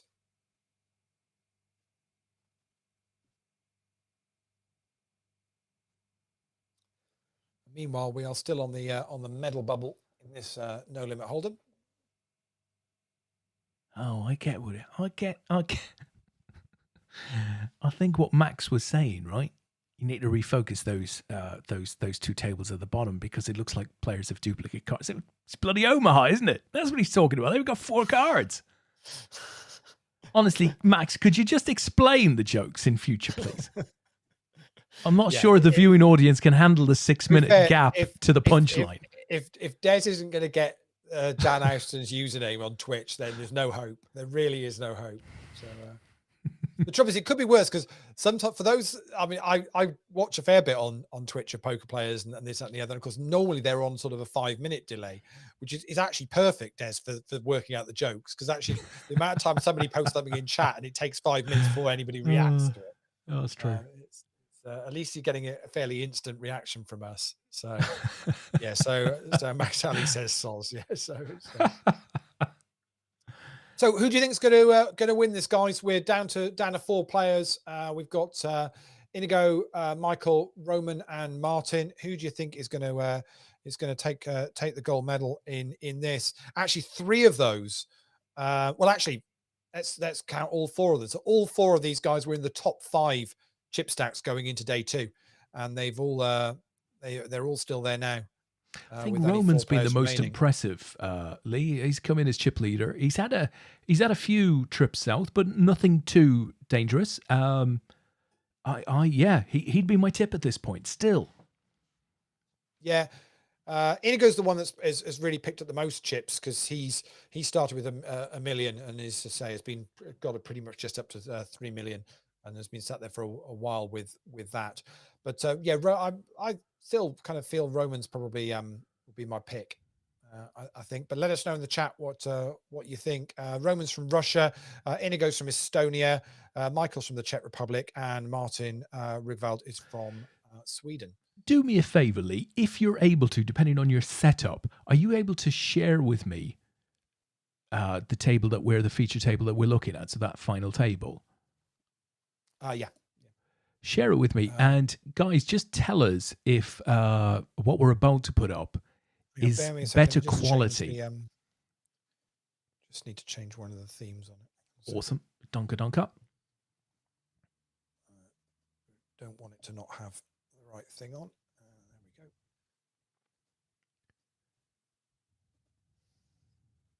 Right, got far too many of these open. There we go. Try that one. Boom. Okay, let me do a bit of magic.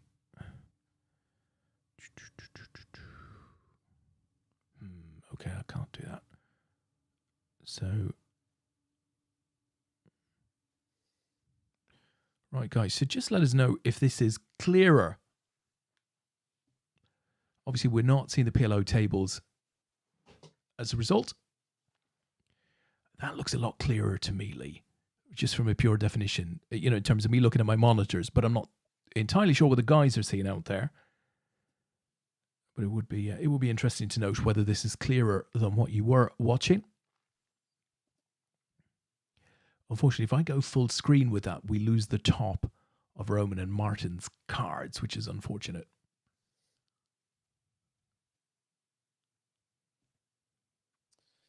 So Baba Yaga thinks Michael's going to win this. As Martin's all in again, gets called by Michael this time. The 8s are at risk. King 10 for Michael, and Michael hits a 10 on the turn, and another one on the river for good measure. And so just as Baba, which is what we're going with now. This is better. It's going to be. It says Michael. Michael goes into the chip lead. Max Sally says it's clearer for him now. He only sees 2 cards, so that's fantastic. Perfect. So living the dream. Yeah, thumbs up from. To be honest, if we get a thumbs up from Tony Ross, that's what we have to go with. It's as simple as that. That. It's the way it works. So we're down to 3. So unfortunately, it's Martin Rigvalt that misses out on the medal, but it means we have 3 medals that are going to be going to the Czech Republic, to Estonia, and to Russia this month. Wow. Meanwhile, in the PLO, we have a money bubble. It's gone. So Mikhail Kirillov from Russia unfortunately missed out. We're now down to 12 players already in that, so we'll keep an eye on that. None of the kind of the UK heroes, I guess, that the guys will be following are bust yet, so they're all still going strong. Michael raises it up again. Roman repops it this time. Let's see what Michael decides to do. He'd already raised it up to 150,000, and lets this one go. This is going to be a good three-handed battle, I think. Here, they're all now very even stacks. 2.2 million, 2.5 million, 2.8 million. So nothing much in it. Blinds are 35,000 and 70,000. The guys now are all guaranteed 4-figure score. So it's $1,030 for third, $1,475 for second, and $2,130 up top. Absolutely fantastic.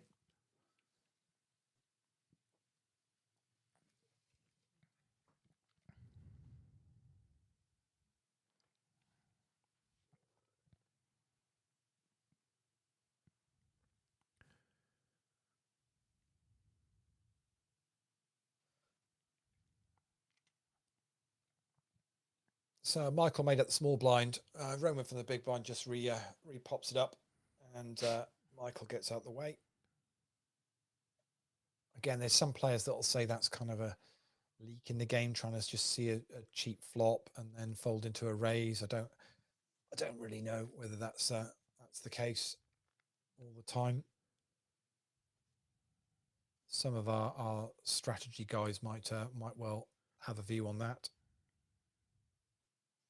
It's been interesting the last 18 months with the guys that we've had on the show, listening to their views on poker and the way they play, and picking up little snippets of strategy and information, and about how they play the game, and where they see leaks in their game, or where they see leaks in other players' games that they can exploit.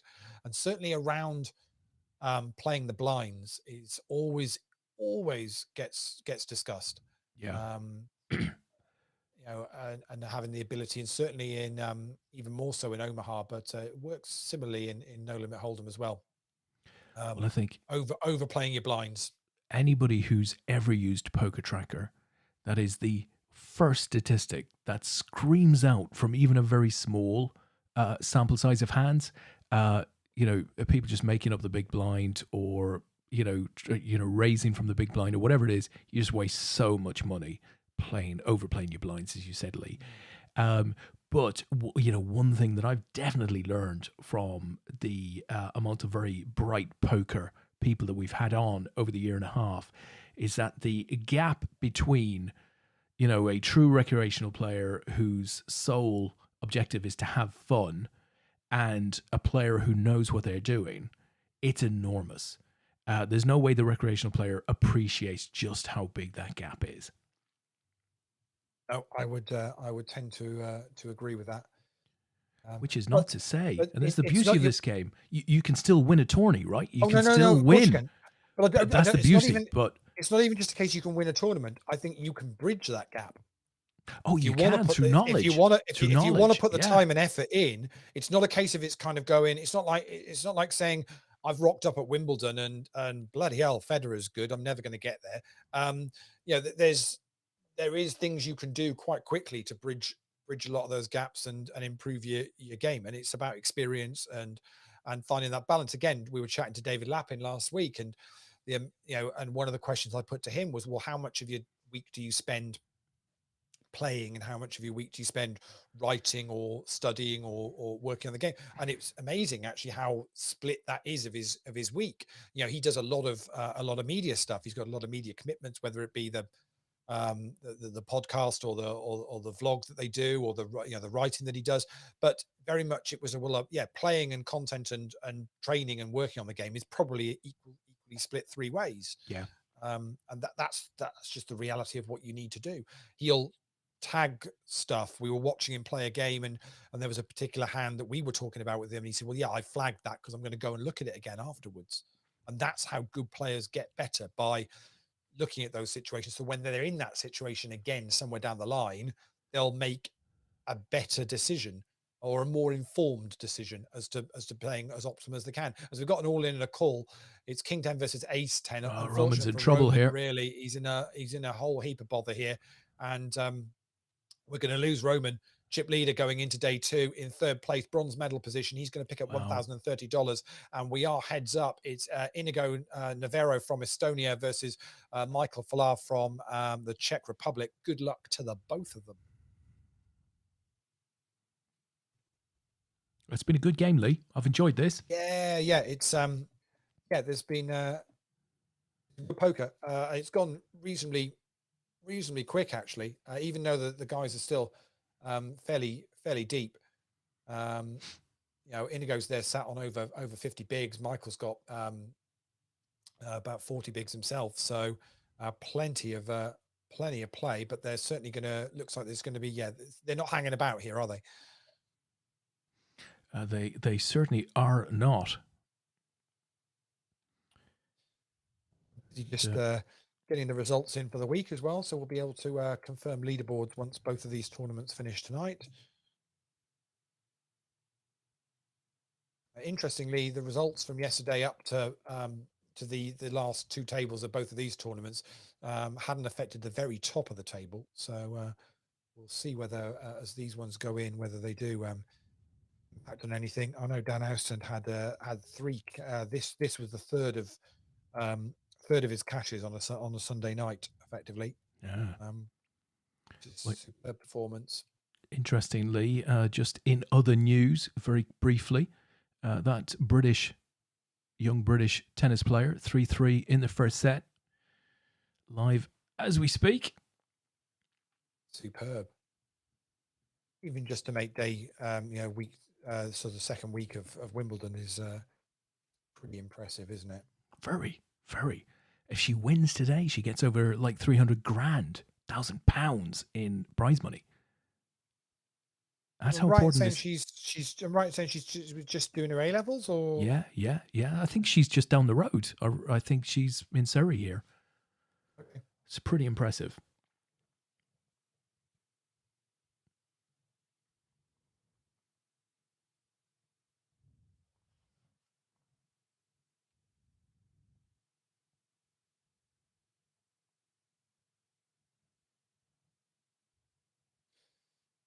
So stacks have stayed fairly much the same so far. Just been moving chips around a little bit. We're down to 11 in the PLO now, so that will play 7-handed final table. So that might actually well play a 7-handed final. I don't think there'll be any reason for it not to. So when we get there, Igor Asimov is 3rd in chips at the moment in that. Andy Heath is 6th. Richard Rudling Smith is 7th. Yanni is 8th. So good luck to those guys. Currently, Nick van Engelenberg is chip leader from the Netherlands at the moment.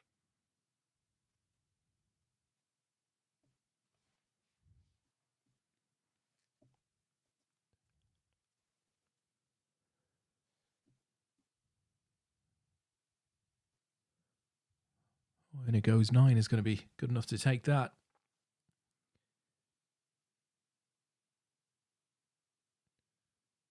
So he's got about a 2.3 million chip advantage here.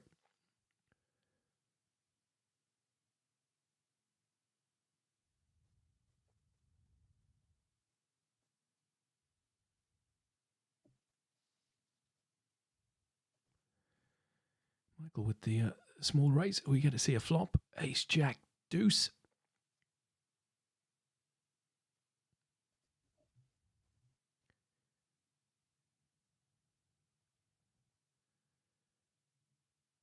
And we see a fold from Inigo from Michael's raise.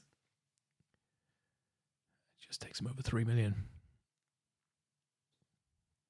As I say, there's plenty of let me flick it to the big so you can just see. So there you go. So huge amount of play. It's either going to be two big hands are going to collide, or certainly are going to connect with a flop, which might make players. But even then, I don't think these two guys are going to go.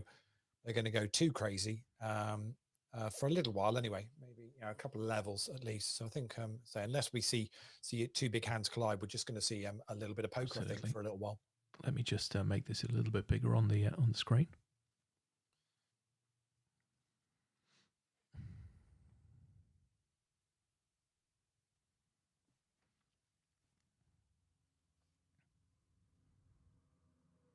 So it's all gone pretty calm, Lee.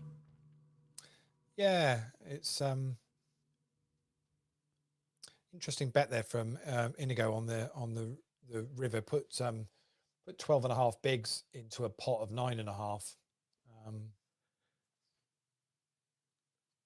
It kind of always kind of feels it's more strength than it is trying to steal it, doesn't it? Indeed.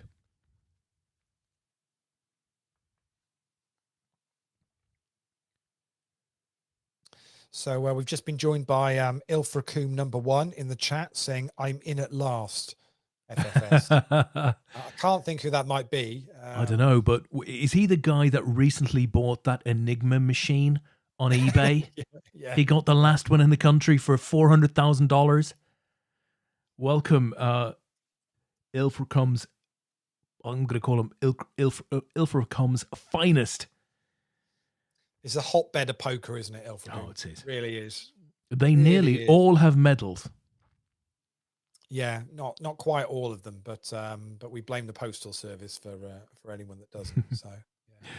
Good to see you in, sir. Absolutely. So the plan is obviously that we're going to carry on weekly streaming on Twitch, and also there's on this channel. If you hadn't subscribed to this channel before, so this is the Twitch Poker channel. So this is where the home of stuff like the Orbit. And it'll be the home of Orbit Extra and a couple of other new shows that are going to be coming out soon. So well worth being subscribed to this channel and just hitting the notification little tick box so you get told when the channel's going to be going live. We've also streamed some really cool rec poker stuff from the States with the guys there. That's kind of late night in the UK and Europe, but plenty of good content on here. So if you're ever playing a session in an evening and want something on in the background, then you can do far worse than sticking this channel on and seeing what's going on. There'll always be something playing here, so well worth checking it out.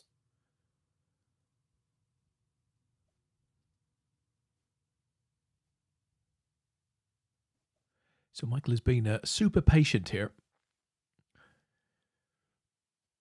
Yeah, there's no need to rush with it really, and as Baba says, he's good enough. Yeah, very much he's shown that on this final table. I mean, he came into day 2 with 4th in chips, so it's clearly done well on the day 1, and hasn't really done a huge amount wrong on this day 2 and this final table so far.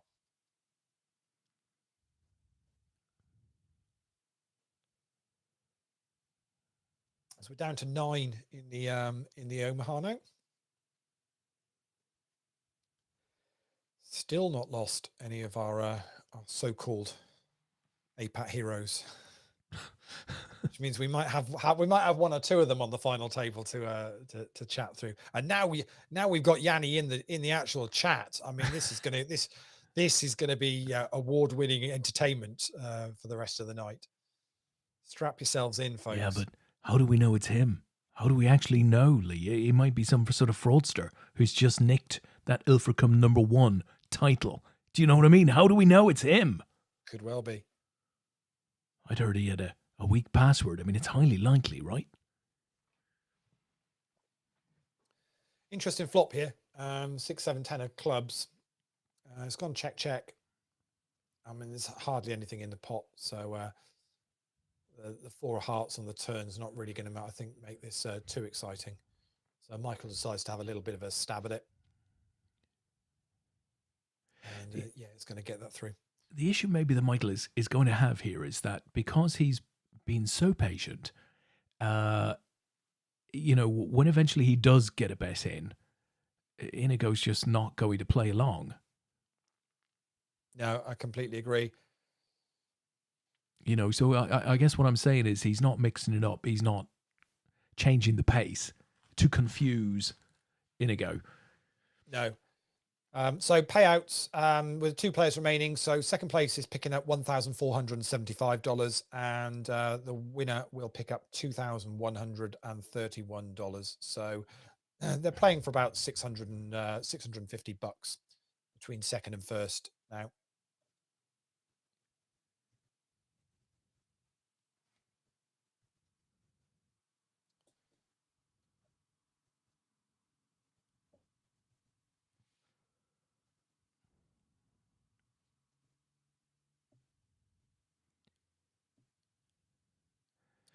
So on we go again. Keeping an eye. We're down to 9 in the Omaha as well. Which we will once this plays to its conclusion, we will flick over to the Omaha and see that out.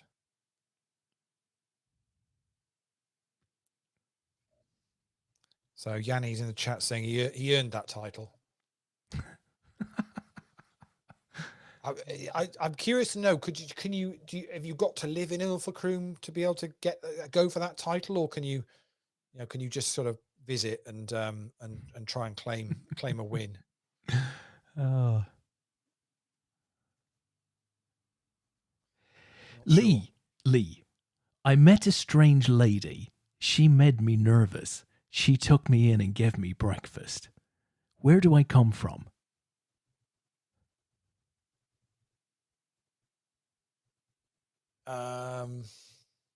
Oh, goodness me. Come on, guys. You out there in the chat box. I met a strange lady. She made me nervous. She took me in and gave me breakfast. I think that's the lyric. Where do I come from?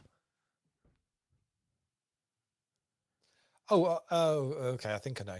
I won't say it because if they see whether the guys are going to go in chat. Just come into my mind. The strangest things. I have no idea why. Bizarre. Yeah. I think I know. Max Sally, straight in there. Yeah. I met a strange lady. She made me nervous.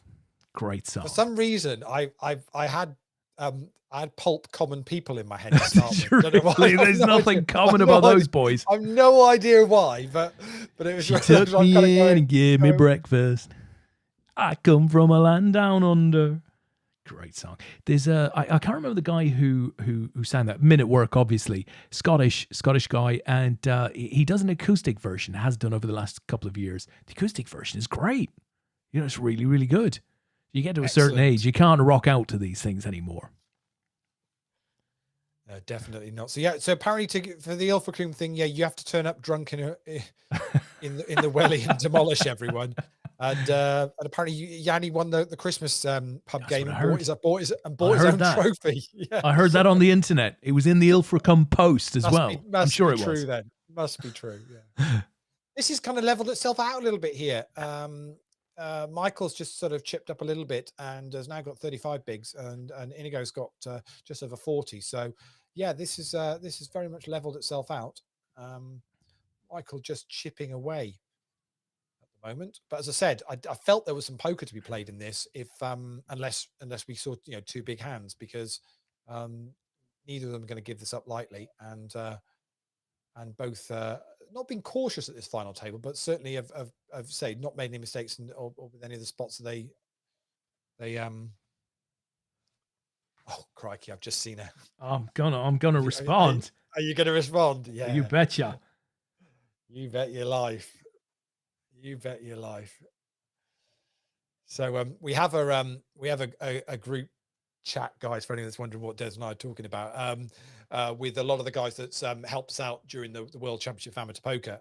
So with the team of guys that came on and supported there. And I put a message up earlier on just saying if anyone wanted to come on, join us on the show tonight, we'll chat for them. They were all a little bit busy and doing other things, but we've just had a message from one of them saying, I'm home and logged on. Am I too late? So we should have a guest joining us shortly. As I just add a little bit of light to my setup here, because it's starting to get a little bit dark here with the rain and everything. So wow, it's dark here, Lee. Yeah. This is glorious Dorset sunshine for you. Fantastic. Yeah, not really happening, but well, Michael's now taking the chip lead. So that's where we've got to. Wow, it's impressive. It's impressive to watch. Yeah, absolutely. I mean, it's not going to lower our broadband cost, but it's impressive to watch. Yeah, that sounds like a knock at the studio door, Des, I think. So yeah. Let's see if he shows up. Oh, hello. Oh, hello. There's an intruder, Lee. Call the police quickly. There's an intruder. Security. Yeah. It's Hello, Stuart Anthony Ward. Everyone, welcome to the stream, Stu. How are we all? We all right? Yeah, we're pretty good. Is it positively nighttime wherever you are? It's getting there. Is it dark?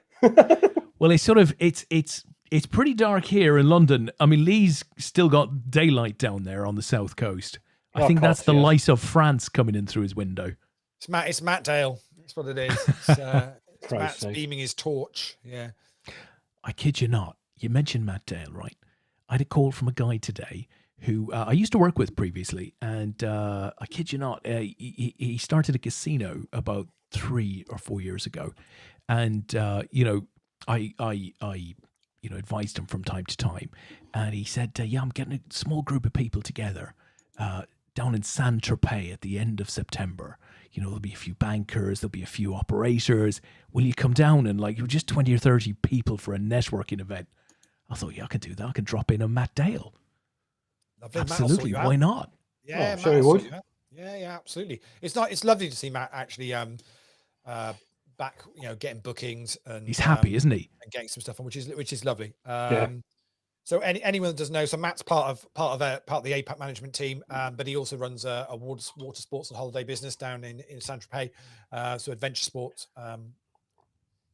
Saint-Tropez. If you go and check it out on the Tinterweb, well worth looking at. And Matt, if you'd fancy a holiday down there, Matt will properly look after you.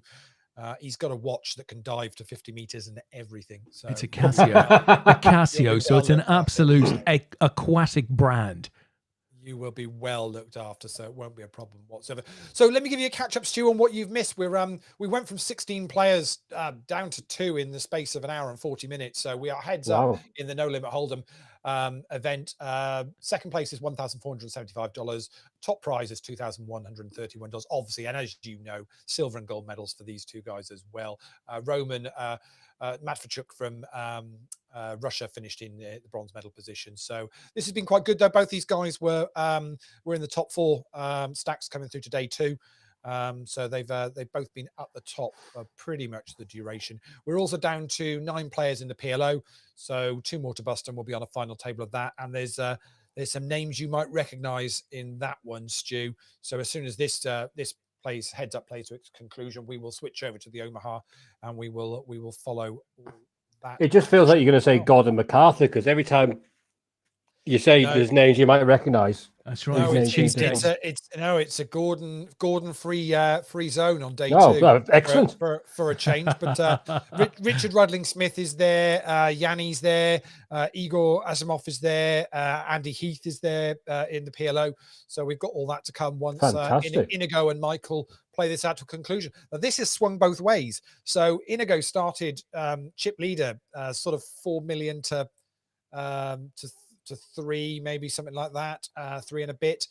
Michael then was chipping away and took the chip lead. It's now swung back in Inigo's favor.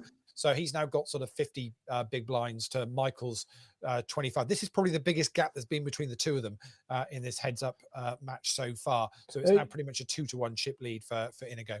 Yeah, he's still got 24 big. It's still a decent amount. There's no need to press the big red panic button yet, I don't think. But he's been that's super what we were patient. saying, Stu. Yeah, it's been a very patient final table, although we did fly through them quite quickly. Yeah. Dan Houston was on this final table earlier on as well, so he had a decent cash. Rob Green also finished in 6th, so some decent runs for some of these players. But these guys just haven't really seen many mistakes made.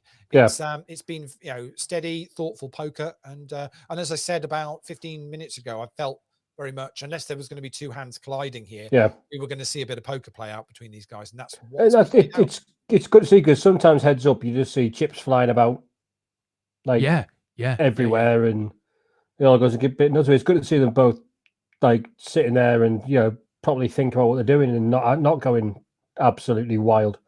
So what heads up, I don't like folding. So they say they obviously they're not fussed about seeing flops. They're just going to sit there and wait for their their spot, and they're going to take it. Yeah, and we've seen some interesting stories. We've seen a player go from one big blind with 2 tables out and managed to get that all the way up to sort of 10 bigs in the case of 2 or 3 hands. And we like that. Yeah, we like that. It's been a good one so far. So you were out coaching the kids at cricket earlier. Yeah, the under 17s. Yeah, we got absolutely rolled by the areas like kind of big boys. Oh, it's all in the call. 10s versus jacks. Well, we said it was going to happen like that. Look at the flop though, Lee. 10 for Michael. No. And it's not going to happen. Wow. And so Michael Falar from the Czech Republic is going to finish in 2nd place, picking up $1,475. But our main event winner, No Limit Holder main event winner for effectively June, is going to be Inigo Navarro from Estonia, who's going to pick up $2,131 plus the APAT gold medal. So superb effort from all of them. We will jump straight over to the Omaha, which is now down to 9 players. So we're still playing 2 tables before we hit this final table. Lee, why does it look like it's midday outside your window? It's just mad, isn't it? It's absolutely mad. It's living on the south coast. I know I live in the grim north, but I mean, they're already robbing people up in your part of the country, aren't they? It's like, honestly, it's like what's that one where they go and kill people like once a year? It's exactly. Like honestly, that's going on now up there in the northeast, and we've got the shutters down, and the sentry guns are out and stuff, like the Purge. Purge, that's the one. Stu, as I said to Des when we came on the show, I said it's nice to do APAT showing the daylight, but it is chucking it down, and it is chucking it down with rain here. So that is bright with and it's absolutely throwing it down. It has done for the last couple of hours. The rain didn't save us. We were literally stood there. It looked like the end of the world, like over the pavilion, and it just never turned up. It was really. I'll tell you what, Stu. I reckon for the effect on the cameras, Lee's got some sort of 10 megawatt lighting system in the background. It's probably pitch dark out there, but he's got this megawatt lighting system. It's bringing plants up all over the place. Lee is positively glowing over there, isn't he? I mean, I am. That's because I've got sunburn from playing cricket yesterday.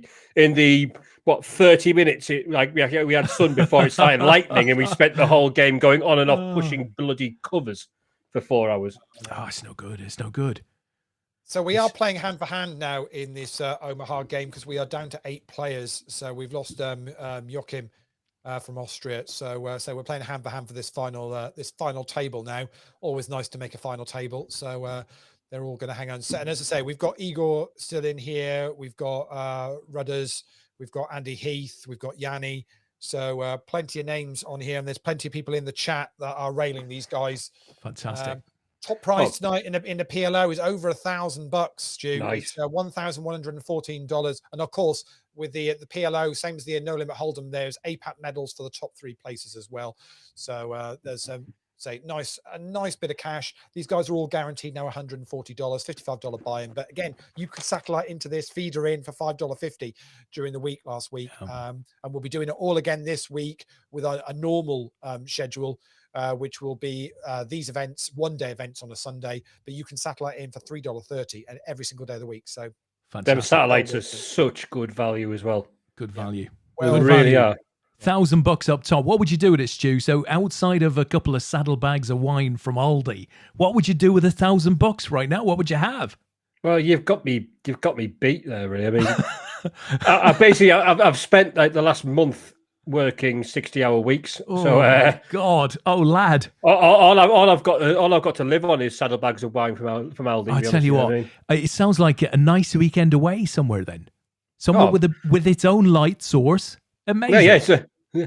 I might go. It probably cost me £1,000 to go and see Lee on the train, so I might just I'd spend it on that. I tell you, you're not kidding, are you? We haven't discussed that at all. Yeah. We've discussed many things over the last 24 hours, but apparently the price of holidays in the UK has been like doubled and tripled all over the place. Gone silly. As I mentioned last night, when somebody had told me the price of hotels on the Strip in Vegas has gone through the roof. At the same time, if you want to book anything in the UK at the moment, they are fleecing you left, right, and center. So, Stu, have you been with all the work? Have you managed to follow the football, or have you been pretty much just? I've been off for 2 days.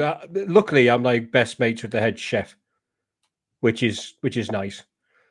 So I tend, if basically I've been to a few games with him because he wants someone to drink with.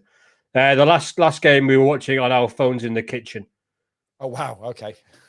I'm due to work Wednesday, but we're hoping it's going to be absolutely dead, so I might get the night off so I can go to the pub with them again.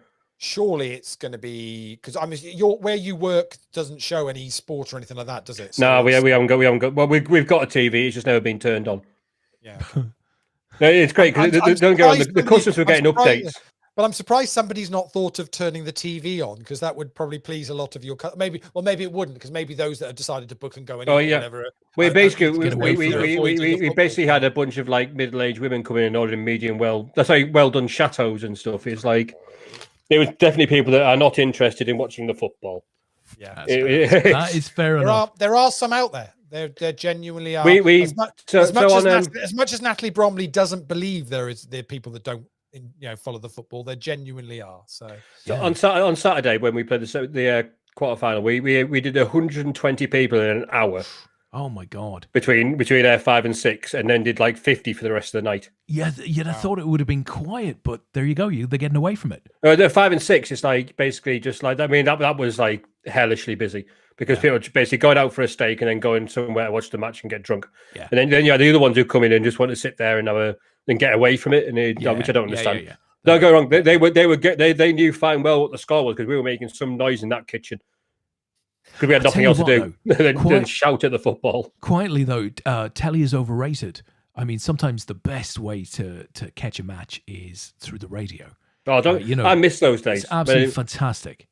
Listening to Middlesbrough on like BBC, because every match is available online, even the Championship nowadays. And I used to love just sitting there and listening to it's like with cricket. I actually prefer listening to Test match special than I do watching it sometimes because the commentary is so good. It's just a different level on the radio. They've got to describe stuff to you, and that really brings you there. Yeah, I've great memories of. I mean, I grew up obviously before 5 Live in the UK was on where all the sport is now, because it used to be Radio 2 on a Saturday afternoon. Yeah, and that was and that was what all you had to listen to, and you had that and all the scores on teletext. Yeah. As a Borough fan, we had to listen to like the local station TFM for like an update every 30 minutes or something. I can remember being sat in the car, but going somewhere with parents and like listening to the radio in the car and stuff. And it's like nowadays you can just watch every match like online. Yeah. It's kids. They don't know the born kids nowadays. They don't know the born. Admit, I've kind of got. I changed my car about 18 months ago, and it had DAB built in now, so it means I can now listen to Talk Sport. I must admit, it's kind of become my kind of go-to. I do like Talk every time, every day in the car. And it's but there's a lot of shit on there, Lee. I hate to say it. I hate to say it. But to be honest, I don't listen to it. I don't go out that often, so it's like once or twice a week that I'm out. But it is just doing that. Yeah, listening to that. It's every day driving to and from work. I've got TalkSport. I mean, there's a couple of old boys. I can't remember the name now. You mention them, and I'll know them straight away. A couple of old boys around midday that do some stuff on Hawksby and Jacobs. Yeah, and they remind me of Lee and myself. So I love them. They're great, but they're like awful at the same time. But they're great. Hawksby and Jacobs are entertaining. I'm not in that. Come on. They're fantastic. No, they're fantastic. I love them. Yeah, they're just laughing at each other. Yeah. Nobody else is in on the joke. It's brilliant. Yeah, but it's good because that makes you laugh anyway. Because it's just like, honestly, I love that kind of thing. I absolutely love it. When I'm trying to work on a mine, you got Alan Brazil on a mine, like turning up drunk, allegedly, to work. Yeah, when he turns up, because he doesn't always turn up. Well, exactly. Yeah, which is even better. I wish I could do that at work. Sorry, I've been out the night before and I don't know where I am. Well, I even find weirdly the ex-Palace owner Simon Jordan. Simon Jordan's really good. He's brilliant. Love him. Really good. Yeah, he speaks so much sense. Yeah. Yeah, he sounds like a bit of a pretentious tit when he says it, but he because he's obviously got that posh voice and stuff. But he speaks so much sense. I love it though when he's looking down like on the Man United owners and stuff. It's brilliant. Yeah, it's great. Isn't it? I'll tell you what they're doing. They're taking all of the money out of the game. They're taking all of the money out of the game. They're not investing in anything. Infrastructure. Yeah, it's great. Players. Ollie needs to go. A man who probably spends more money on a haircut than people do on the weekly shopping. How did he make his money in the first place before he got involved in Crystal Palace? Had to be selling phones or something like that, didn't it? I think it was housing. I don't know. It's a Nokia 3310, right? 33. The battery lasts an incredible 90 minutes. 90 minutes of battery life. £45 a month. That'd be nice, wouldn't it? On a 90 minutes of battery life, man dies after about 3 seconds of taking out the charger. So, Stu, are England going to do it? Is it? Yes. It is yes. coming home. Like, then, yeah. And as much as I know that, because I know a lot, we're in a betting syndicate with people, and some of the Welsh people, one of whom you mentioned, made a final table or something earlier, has been loving wasting our money betting on like England plus 22 and stuff. You're like, so and so to win, England to lose every game type of thing. But yeah, honestly, I just think that we haven't conceded a goal yet in the tournament. We're dangerous going forward. I don't think Italy, if we get play Italy in the final, I don't think their 36 and 34 centre halves are going to want us like the pace we've got running at them. Listen, I'll tell you something, Stu. I'll tell you something. The real jewel in England's crown is Southgate, because there is a danger that a lot of England fans will think, do you know what? All we have to do is to turn up. Now, granted, nobody really believes that, but I think they'll feel super confident that Denmark are going to be another 2-0, 3-0, which might become a 2-1, but to be honest, not really a problem. And Spain have been playing a bit so-so, and Italy, frankly, are over-emotional. They're going to defend a bit. And, they're old. So but I don't think at all, I don't think there's any way that Gareth Southgate allows that thinking. Despite what every previous manager has ever said about this sort of stuff, I think Southgate, what you see is what you get. He is just... He's emotionally brilliant. Level. Love him. Which is what the country needs, because the rest of us are going nuts. Yeah. But the manager is there, and he's not getting too high, he's not getting too low, and he's like... He knows what needs to be done. I know Peter has slagged off his team selection and said we're negative and stuff, Bugger them. He's what getting did results. They know?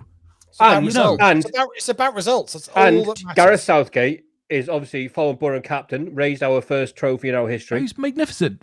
Former Borough manager, got sacked when we were second in the league. Slightly harsh, looking back at it, but no, obviously he's a legend for us. Do you think though, is he going to put the same? Will he put the same 11 out against Denmark, or do you think? I don't think he will. I think he treats every game separately as he should, and he basically he will sit there and he go, "This is the best team to win this game."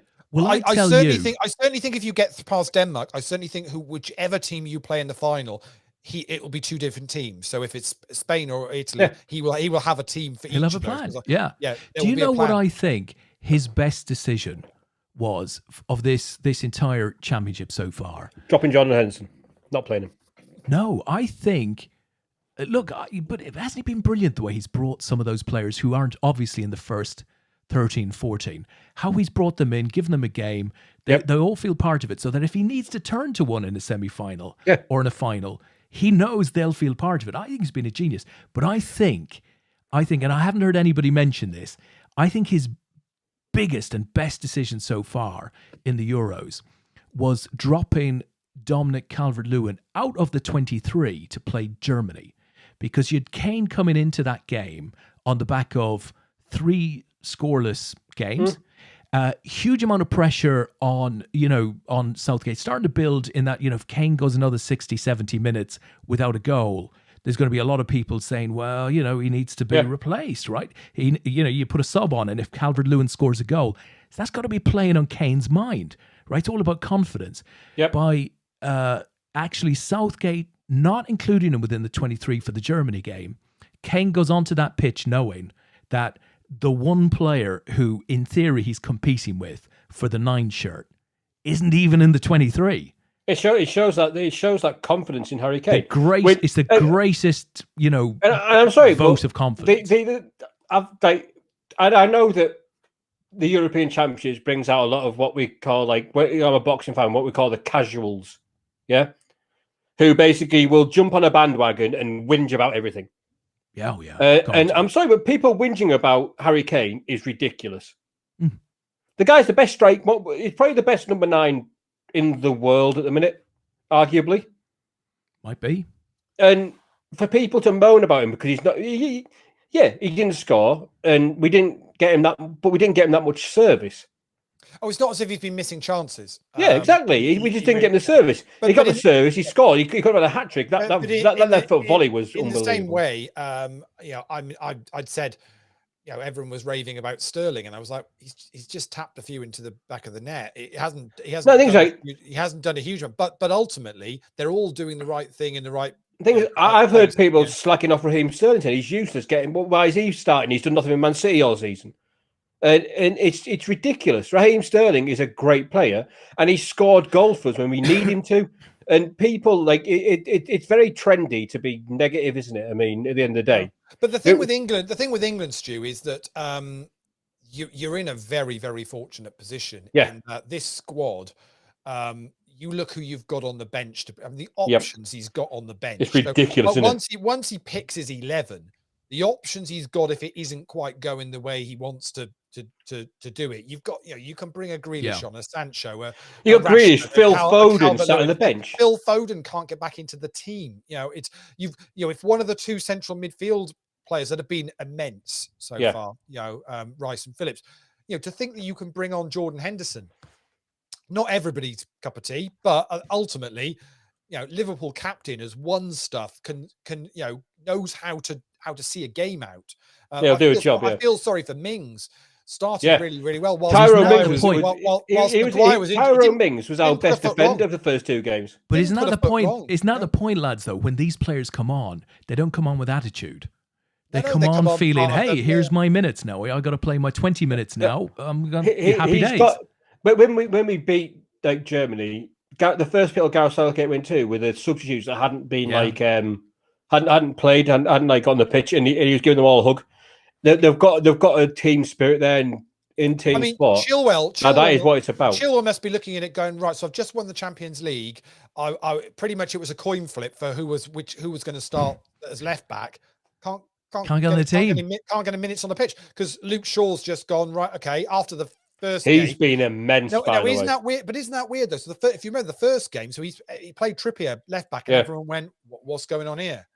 What's this all about?" But I think Shaw had a bit of a niggle, wasn't going to start, and now it's okay. Well, you'd never drop Shaw from. Well, you'd like to think you would. You just have to trust Southgate, right? Whatever he comes up with as the 11 to start against Denmark, you just have to trust that he's making his decisions based on what he's seeing behind the scenes, and that he's making smart decisions. And ultimately, Des, that's his job. Yeah, he's paid. He's paid to make the decisions. That's what he's paid to make those decisions. Now, people may not agree or disagree with him, but you get behind him and go, "Well, this guy's out there doing that." Yeah, it's exactly that. You just got to support him at a point. This is the problem. I mean, there's if you think about it, it's a squad of 26. You could name 3, 4, 5 other players that actually were unlucky not to get into that squad of 26. That's how much strength there is in depth here now. Listen, the real scary thing here is not what's going to be happening in a week's time, right?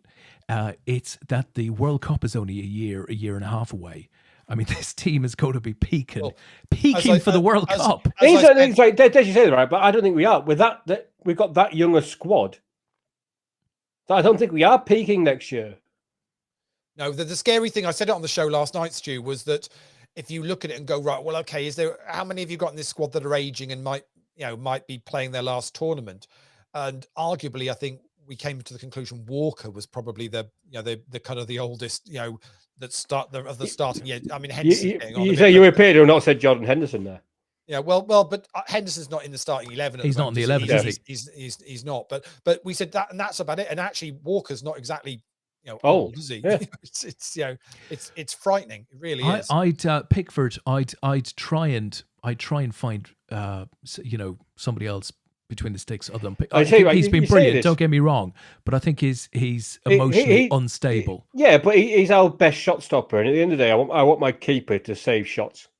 I think if Dean Henderson can get a proper run of games at United, playing top level football, I still believe Henderson will be the England keeper.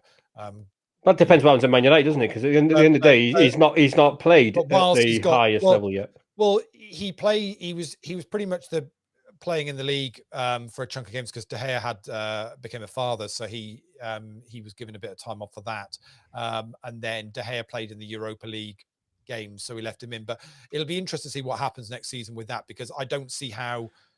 Although it's this catch-22, isn't it? With the top sides is, well, you need two world-class goalkeepers, because if one gets injured, what are you going to do? You can't just have a dodgy reserve. But at the same time, it's nigh on impossible to keep two goalkeepers of any level or quality happy in a squad, because why would you be? The thing is, like, every keeper makes mistakes. Look at David Seaman; he made mistakes. Like when he got lobbed by Ronaldo from a million yards from a free kick and stuff. It's like every keeper's going to make mistakes. It's the nature of the job.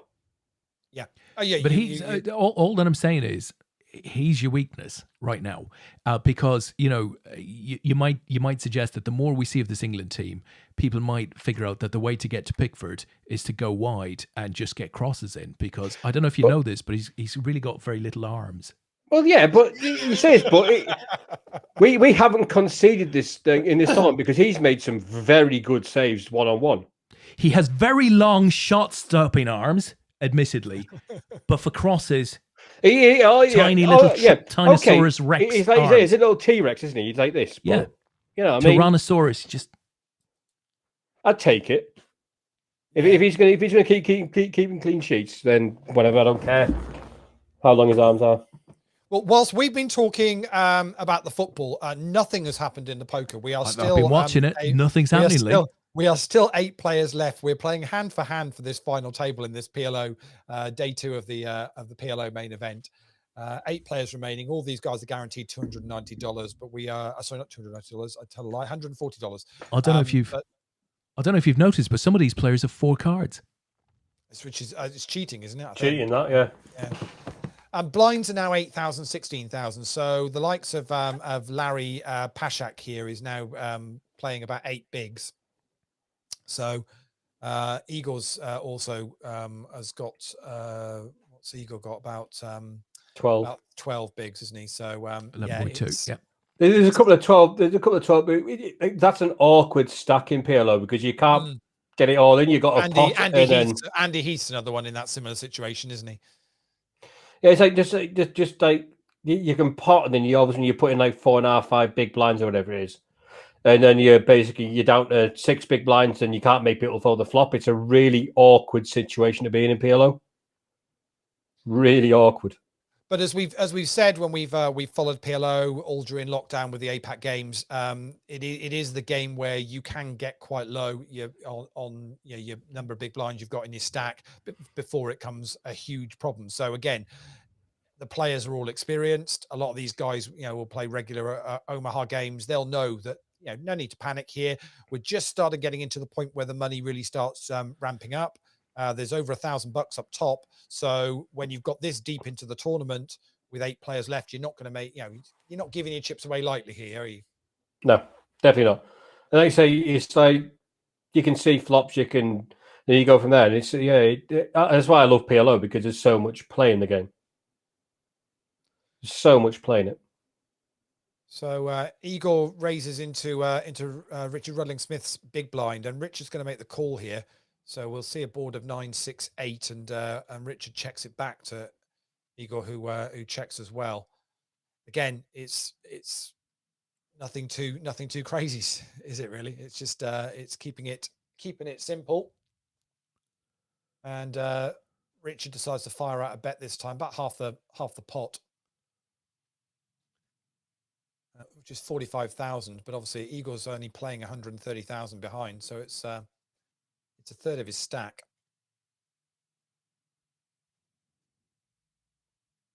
And he's gone into a secondary time bank to have a think about this. It feels like a big decision here, Lee.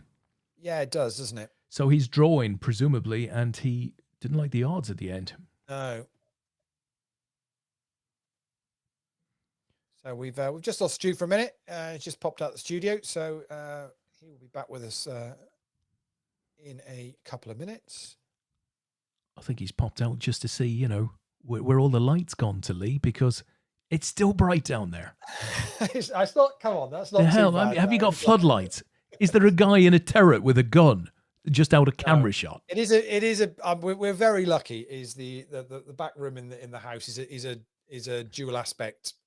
So you get plenty of light in here. So it's a lovely home office to work out of. And I say out of the window to the side there of just green fields and horses, and we're very very fortunate to live where we do. So, fantastic. I'm still not convinced that Jen isn't sitting on the roof there with one of those torches, you know, that you can buy off Amazon for like 20 quid that you can only hold for about 90 seconds. The ones that are so bright. That's the one. Yeah.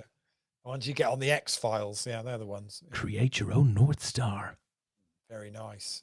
Very nice too. This has been the longest hand-for-hand for a final table I think I've seen for I've never seen anything like this, ever. Yeah.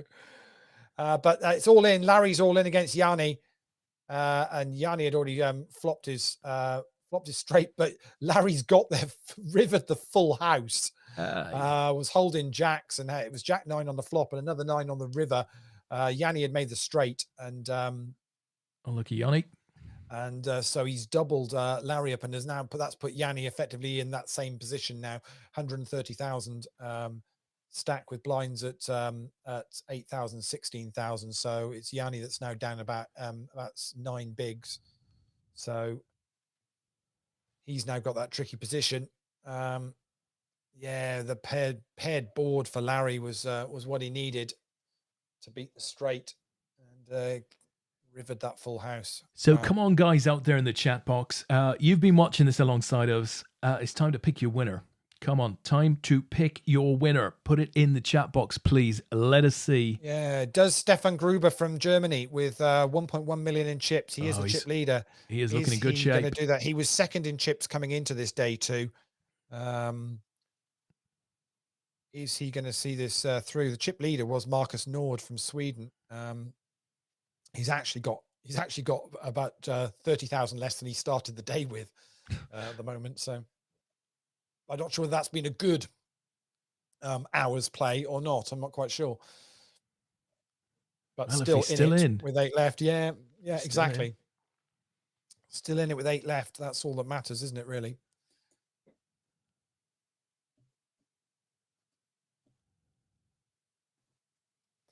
That is all that matters. So yeah, we're still hand for hand here. This is the final event of our championship weekend. Our championship weekend runs from a Thursday to a Sunday with 2 main events that are day both 2-dayers, so they conclude on the Monday night. We run this pretty much. It tends to work now that it's the first weekend of the month. It used to be the last weekend of the month, but sometimes it can flex between the two. It's basically increased buy-ins, increased guarantees of our normal weekly structure and schedule. You can go and check that out at apat.com. Go and have a look at the online schedule there. You'll see all the tournaments that we play each week. You can jump into one now. I think that's probably late reg still open on the 8 o'clock game. Yeah, there is only just about another 20 minutes of that. So if you fancy playing an APAT game tonight, there's a $5.50 PLO8 game that is currently running. If you want to jump into that and try and get yourself onto the leaderboard for this week, we run weekly leaderboard ladders where we give away added value tickets to the top 20 players on that at the end of each week. So if you fancy giving that a go, another thing you need to do, obviously register your details with apat.com. So we've got your details for any added value that you get. But other than that, just go and find all the games in the APAT on the APAT tab in the Party Poker lobby and get playing.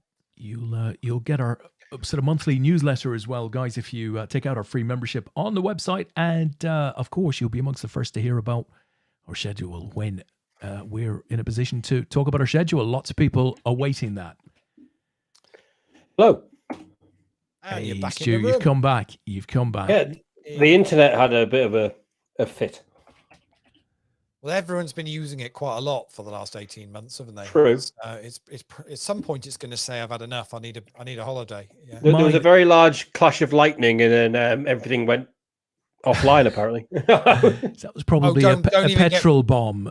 Stu, don't even get me. If I told you the conversations I had with Des last Thursday, you would not believe the conversations. We were due to record a new show for, funnily enough, for this channel for Twitch Poker last Thursday, and we'd been in meetings during the day. So I'd been on the internet. We'd been on a Zoom call and doing bits and pieces.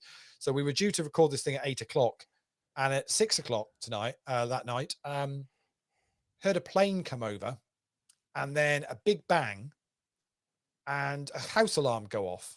And Jen came up and said, "Did you hear that bang?" I was like, "Yeah, I heard that. What was that?" Couldn't work out what it was. And I looked back across at my monitor and went, "Oh, my monitor's gone to sleep quick." Oh, no, it hasn't. Power had gone off. So I was like, "Okay, this isn't good." So I messaged Des again, "No panic, but I know we're recording in 2 hours' time, but I currently have no power." So we'll work out what we're going to do. Of course, so decided to take the dogs out for a walk, walking back through, and bumped into the electrical engineers that were at the end of the road, both looking up, scratching their heads at this wooden mast electrical pole at the end of the road, where something had gone into it or hit it and done all three of the lines, isolation line, and basically it said, "I've never seen anything like it. It's just completely blown." The power had come back on. They'd reworked it round, but basically we knew they were going to have to then cut it off again at some point that night to repair the damage that were done. They were still going. They eventually cut the power off again about 10 o'clock that night, which is a good job. We decided to reschedule the recording. But the power didn't come back on before we went to bed at sort of 12:30, 1 in the morning. So they obviously it was a big task. But I don't know whether they reckon a bird hit it or something landed, something fell from the plane that was coming over or what. No idea what it was. But it was just weird. I went downstairs and swore a couple of times and kicked the router, and it appears to have sorted itself out.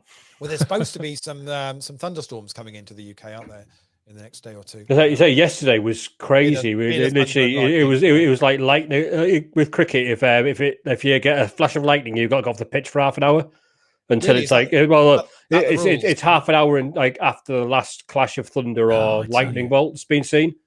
We were off like 3 times. It was ridiculous. Wow. I don't know if I can. Luckily, we got rained off in the end anyway, so we just went to the bar and had a load of beer, which was nice. Blinds have gone to 10,000, 20,000. Yanni here is now sat on 93k, so he's now got less than five bigs. Andy Heath has only got 6 bigs himself, and Igor, what's he on about? 8 bigs. Yeah. And Larry's got 9. So yeah, these guys are really struggling. Of course, what it does mean is that some of the other players have been hoovering up some chips quite nicely. Stefan Gruber, our chip leader, has now got up to nearly 1.3 million. Obviously, it's perfect when these guys are playing hand for hand and they're all wanting to make the final table. They're obviously in the money, but wanting to make this final table, Stu, if you're a big stack, you can take advantage of the situation, can't you? You think, especially on the table that's only got Igor with the 7.6 bigs, you'd think that they can put a lot of pressure on because you can't really blink without having a massive hand. Yeah, he's got to have a massive hand to get involved with the other two shots. It is Yanni against Stefan, and Stefan's hit. Oh. However, he's hit. Straight. Stefan takes it. Yeah. To bear 2 pair, kings and threes. Yeah, kings and threes beats the Jackson 10. God bless Omaha. Exactly. Yeah. We're both looking at it going, well, was it a straight? No, it isn't a straight. So it can't be a straight. No, it can't possibly be a straight. So unlucky to Yanni. He is very much the number 1 player in Ilfracombe, but unfortunately, as far goes, he's not good enough for a final table. That's tonight. Right. Unfortunately, globally, that means nothing. Yeah. I just didn't feel Stefan Gruber was sat there going, Shit, that's the best player in Ilfracombe there. I don't know whether I want to play this hand. I don't feel he was doing that. So we're going to just get to this final table now. So Des will just, I'll close those tables down and open up the final table. And we're down to 7. So hopefully that might mean now we're not hand for hand. That might... I would think that there's going to be 2 or 3 people now who are going to be willing to get the chips in. Can we share the table from you, Lee? Yeah, I can do if you want. Bear with me. It'd be better quality.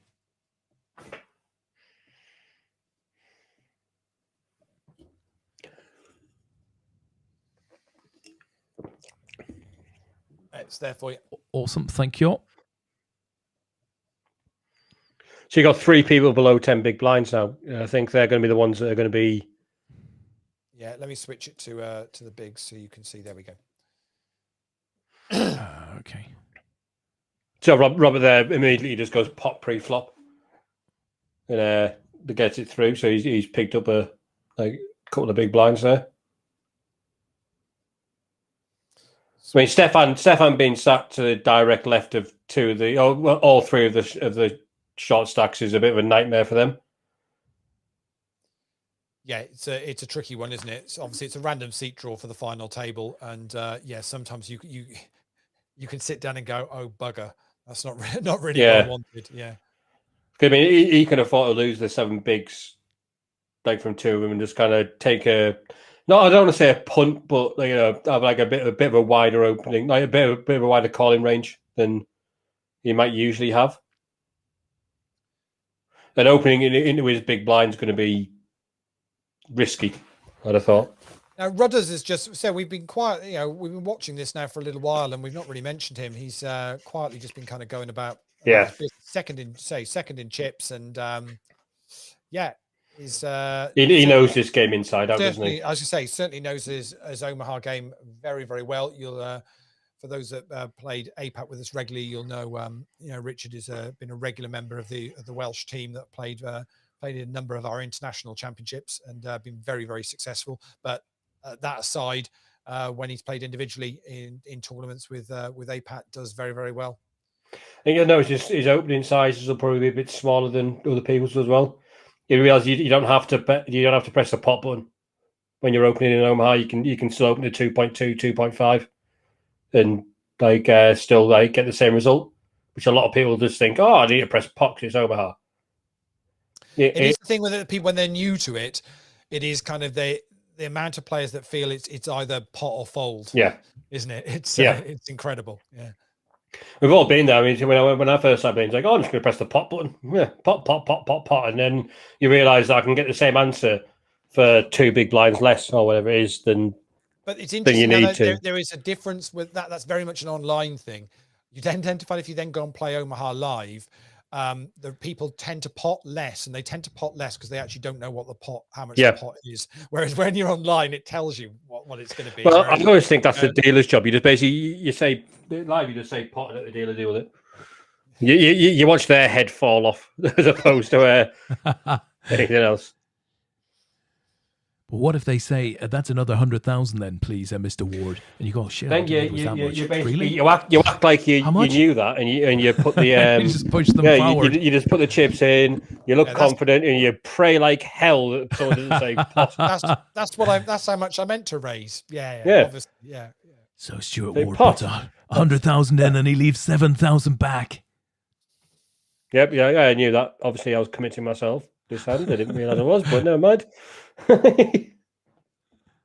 It's but Omaha's, as I say, playing live is a whole different thing. Again, it's even watching players on how they handle 4 cards.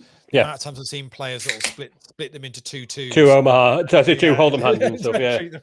and treat them like that. Yeah, because it's just easier to manage.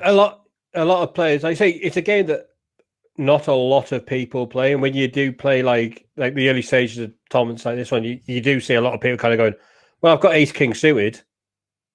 Okay, let's go," and then basically calling off with a bag of spanners with it, and it's like, well, you've turned your hand from an Omaha hand into a no limit hold or a Hold'em hand, haven't you? Which puts you at a disadvantage because you're playing with 2 cards and they're playing with 4.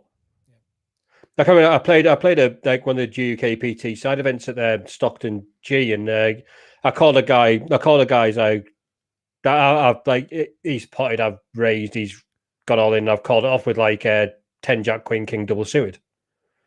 And he couldn't figure out why his ace 3-8 with no suits lost. And I was like, because I've got a really nice Omar hand, my friend. I've got look at all the things I can hit. You've got a pair of aces. Yeah, you're not. How often are you going to improve with? That's not to say that a pair of aces doesn't win quite a lot. Well, don't get me wrong. I see a pair of aces Omar. I'm probably going to be stubborn, but you've got to realise that sometimes people have got like big double suited rundowns and stuff. The fact is, you're not. It's a lot harder to improve your hand. Yeah. If you've got ace 8-3, it's a lot harder to improve on your pair of aces than 10 Jack Queen King, like doubles with suits and stuff. You're not going to see a flop you don't like most of the time. You know what I mean? Yeah, that can sometimes get you into trouble as well, mind you. Yeah. Here we go. Marcus all in, and Stefan calls. Stefan's going to take it. We're going to lose Marcus. I have no idea what the winning hand is there. Straight. Flop it straight. Did he hit a straight? Yeah, 7-8, 9-10 Jack. Sweet. Okay, thank you, guys. He was actually in a good spot anyway with the pocket jack in the first place. So Stefan Gruber was in a good shout. So our chip leader adds to his stack. Stefan Gruber from Germany, now up to nearly over 90 bigs. I mean, them short stacks were loving that. Absolutely loving that. Because that was a big stack handing his chips. Marcus Nord was from Sweden, was chip leader going into this day too. He's going to end up in 7th place, picking up $161, and these guys are all now guaranteed $195. So. I think from what I saw with hand, he had an okay Omaha high low hand. Yeah, but we're not playing that. No, unfortunately not. Mind you, could he get into late? Yes, he can still get into late reg, I think, for the PL08 if he wanted to. Yeah, he's got 5 minutes if he wants to jump into that tonight. If he wants to see whether he can do any better in that. Carl Rowland is chip leader in that tonight. Richard Baker 3rd in chips. Tony Ross 4th in chips. Richard Rudling Smith is on our final table here. He's currently 6th of 35 players playing PL08 as well. Now that's confusing. Playing PLO and PL08 at the same time. You don't want to get them muddled up. I played the Big O at the Venetian once, which is was it 5-card PL08? Wow, that hurt my head.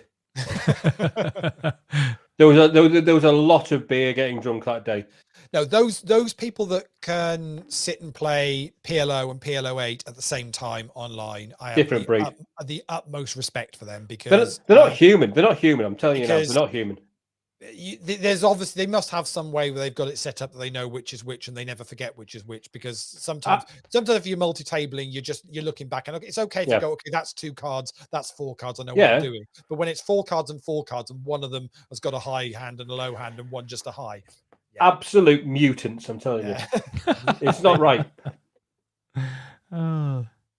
But if you want to jump into that anyway, it's friendly waters there. There's 4 minutes left of late reg in that. It's only $5.50 to play that tonight. So if you fancy jumping in that, go for it. Here we go then. I don't know about you, Stu, but hello. So Nick's called this off, and the Kings from Andy Heath is going to be enough there, really. I know that. Like the 2 stacks behind him were fairly short, but that's a loose open into them stacks. Yeah, so Nick had opened it in, and Andy's Andy's ripped for like another blind and a half. But that's why it's a fairly ropey open, because it's just like he's not getting any folds, and he's got a suited ace. Yeah, and as I said earlier on, Stu, is certainly in Omaha you tend to find the leaks in the game around the button and the blinds are huge, as Igor's all in, and you don't want much better with a king 6 in your hand. You take them flops, don't you? You take them flops. We like thanks very much. So obviously Larry's got a call there as well. It's because he was short. Isn't he? So, it's just one of them situations where you curse the fact that you're playing Omaha and you say you're never going to play it again. So you got to put a 0.8 bigs in when you've got 6 bigs. It's just not fair. Let's see what Larry does here, whether he decides now. He's decided fold. To fold a small blind. Yeah, can afford to do it. Yeah. That, and you Stefan's got that many chips that you can't push him about. He's just going to he can see flops out of that stack. But this is the point, Stu, so much. Is it's learning that it's half a big. You know, yes, you might only have 6 bigs, but actually it's only another half a big. You know the big stack's going to call it off. So if you've not got something that you want to go with, just fold it. Doesn't matter. It's not.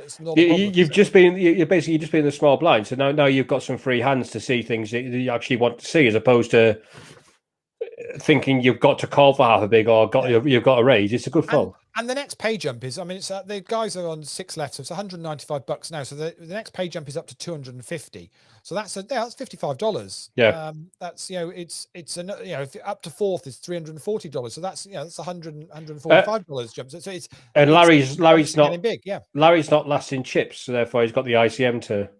Oh my! Wow, it's all gone in. It's effectively aces versus kings. Rudders. The Kings have hit, and Richard Rudley Smith is going to go just into the chip lead. Wow! Not quite. Yeah, I know. It was effectively aces versus kings, wasn't it? Really, in essence. Yeah. I can understand that kind of hand there. They both had nice hands for the spot. I'm not sure that. I don't know. I think it's one of the plays itself. Really, I mean, Stefan can be opening very wide at this point in time. So I don't mind Rudder's play there at all. No, I would tend to agree. Igor's just in a horrible spot. Yeah, it's just. I admire the fold because it's just a horrible spot. You get against the chip leader, you've got absolute garbage, and you've got to put more chips in. He says no. So Larry pots it, and effectively is as good as saying I'm all in under the gun. Interesting to see what happened if Richard and Nick don't get involved here. They both folded right now. He's got 3 bigs behind. Can he fold this? Yes, can do. You think? Yeah. But would you say what does Andy Heath then do if that's it's he definitely folds. Unless he's got something Andy's raised it up, so Larry's going to call ace queen for Larry. It's kings for there you go. You see, unless he's got something. Oh my lord! Hits a king. Wow. What is the aces? No, they don't. No, the kings, Doesn't work. The like threes, yeah. So God's sake. So we lose Larry in 6th place. Nice hand, aces and queens to be to go for it with, and Andy Heath hits with his kings. Those kings keep getting there, don't they? Yeah, they certainly do. And now Eagle's in a whole. Well, now he's in a situation. He's that far off the next stack. Yeah, I'm just getting it in now. Yeah, there's no laddering here going on. This is now a right. Yeah, you're basically there. You had one hand to get it in, and they get called by both of the stacks. Big stacks, I'd imagine. Without anyone getting too fruity after that. I'd imagine lots of checking. Yeah, I would be surprised if there's diamonds and there's a straight draw out there and stuff. I mean, they could have hands that could connect with the board, but.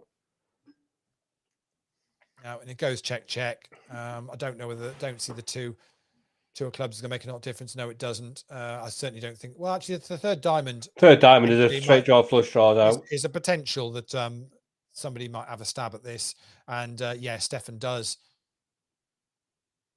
Yeah, I like Stefan's bet anyway. Regardless if he had the flush, I like his bet anyway. Yeah, and so we're going to lose Igor in 5th place, but a cracking run from him. Good job, Igor. Larry did very well. He was 13 and 14 coming into today, and he's finished in 6th place. That's a great run. Great run. That's a superb effort from him. Can't fault that. And Igor actually came in 5th and has finished in 5th. So, good work. Decent work as well.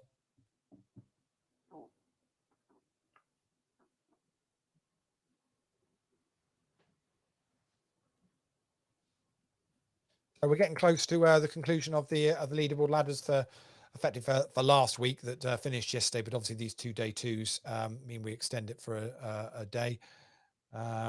Stefan Gruber's just in the chat saying there's no deal making available. No, there is not. This is APAT, my friend.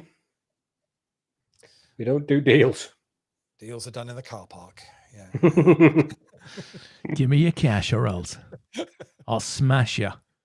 So we're on the money, the medal bubble, and Richard Rudling Smith is sitting out. Clearly that desperate for a medal's decided I'm not getting involved. Yeah, he's not got many medals, has he, to be fair? No, he's going to sit tight. And let's say, but once this one plays out, I'll be able to confirm the leaderboard ladders from last week and let you know who's cost us money this week, Des. Yeah. Oh, Lee. Tony Ross has found us. I know the trouble will just continue on. It'll just continue on for weeks. Listen, it's all going a bit pear-shaped, right? In the tennis, we're 4-6, zip 3 down, unfortunately. One match too far, clearly. Perhaps.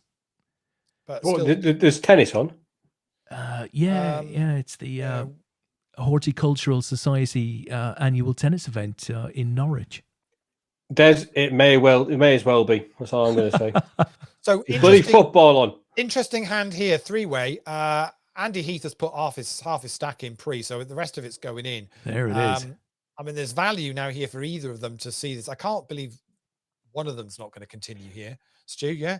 Yeah, it's definitely like 3-bet Richard, and Richard's called. I don't understand how either of them can fold on that flop. Richard lets it go. There's a flush. But the full house on the river. Yeah, so fair enough. So that'll do for Andy Heath. He's very much in the mix now. Yeah, very much in the mix. So on that kind of flop, one of them had to have the flush draw. It's like then you've just got to say, okay, fair enough. We're going with it. Yeah, you flush, and then obviously the guy rivers full house, because why wouldn't he river a full house? Well, we've seen a few of those where the straight or the flush is hit on the turn, or even sometimes on the flop, and then they've got there in the end. I think that's my favourite saying in when I played Omaha. I just say, "Oh, why wouldn't he? Why wouldn't he?"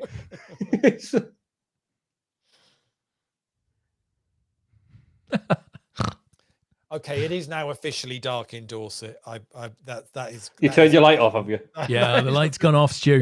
Turn your 4,000 megawatt intruder light off outside. That's right. He puts the light on at around midday just to stop airplanes flying over in case they hit his power wires.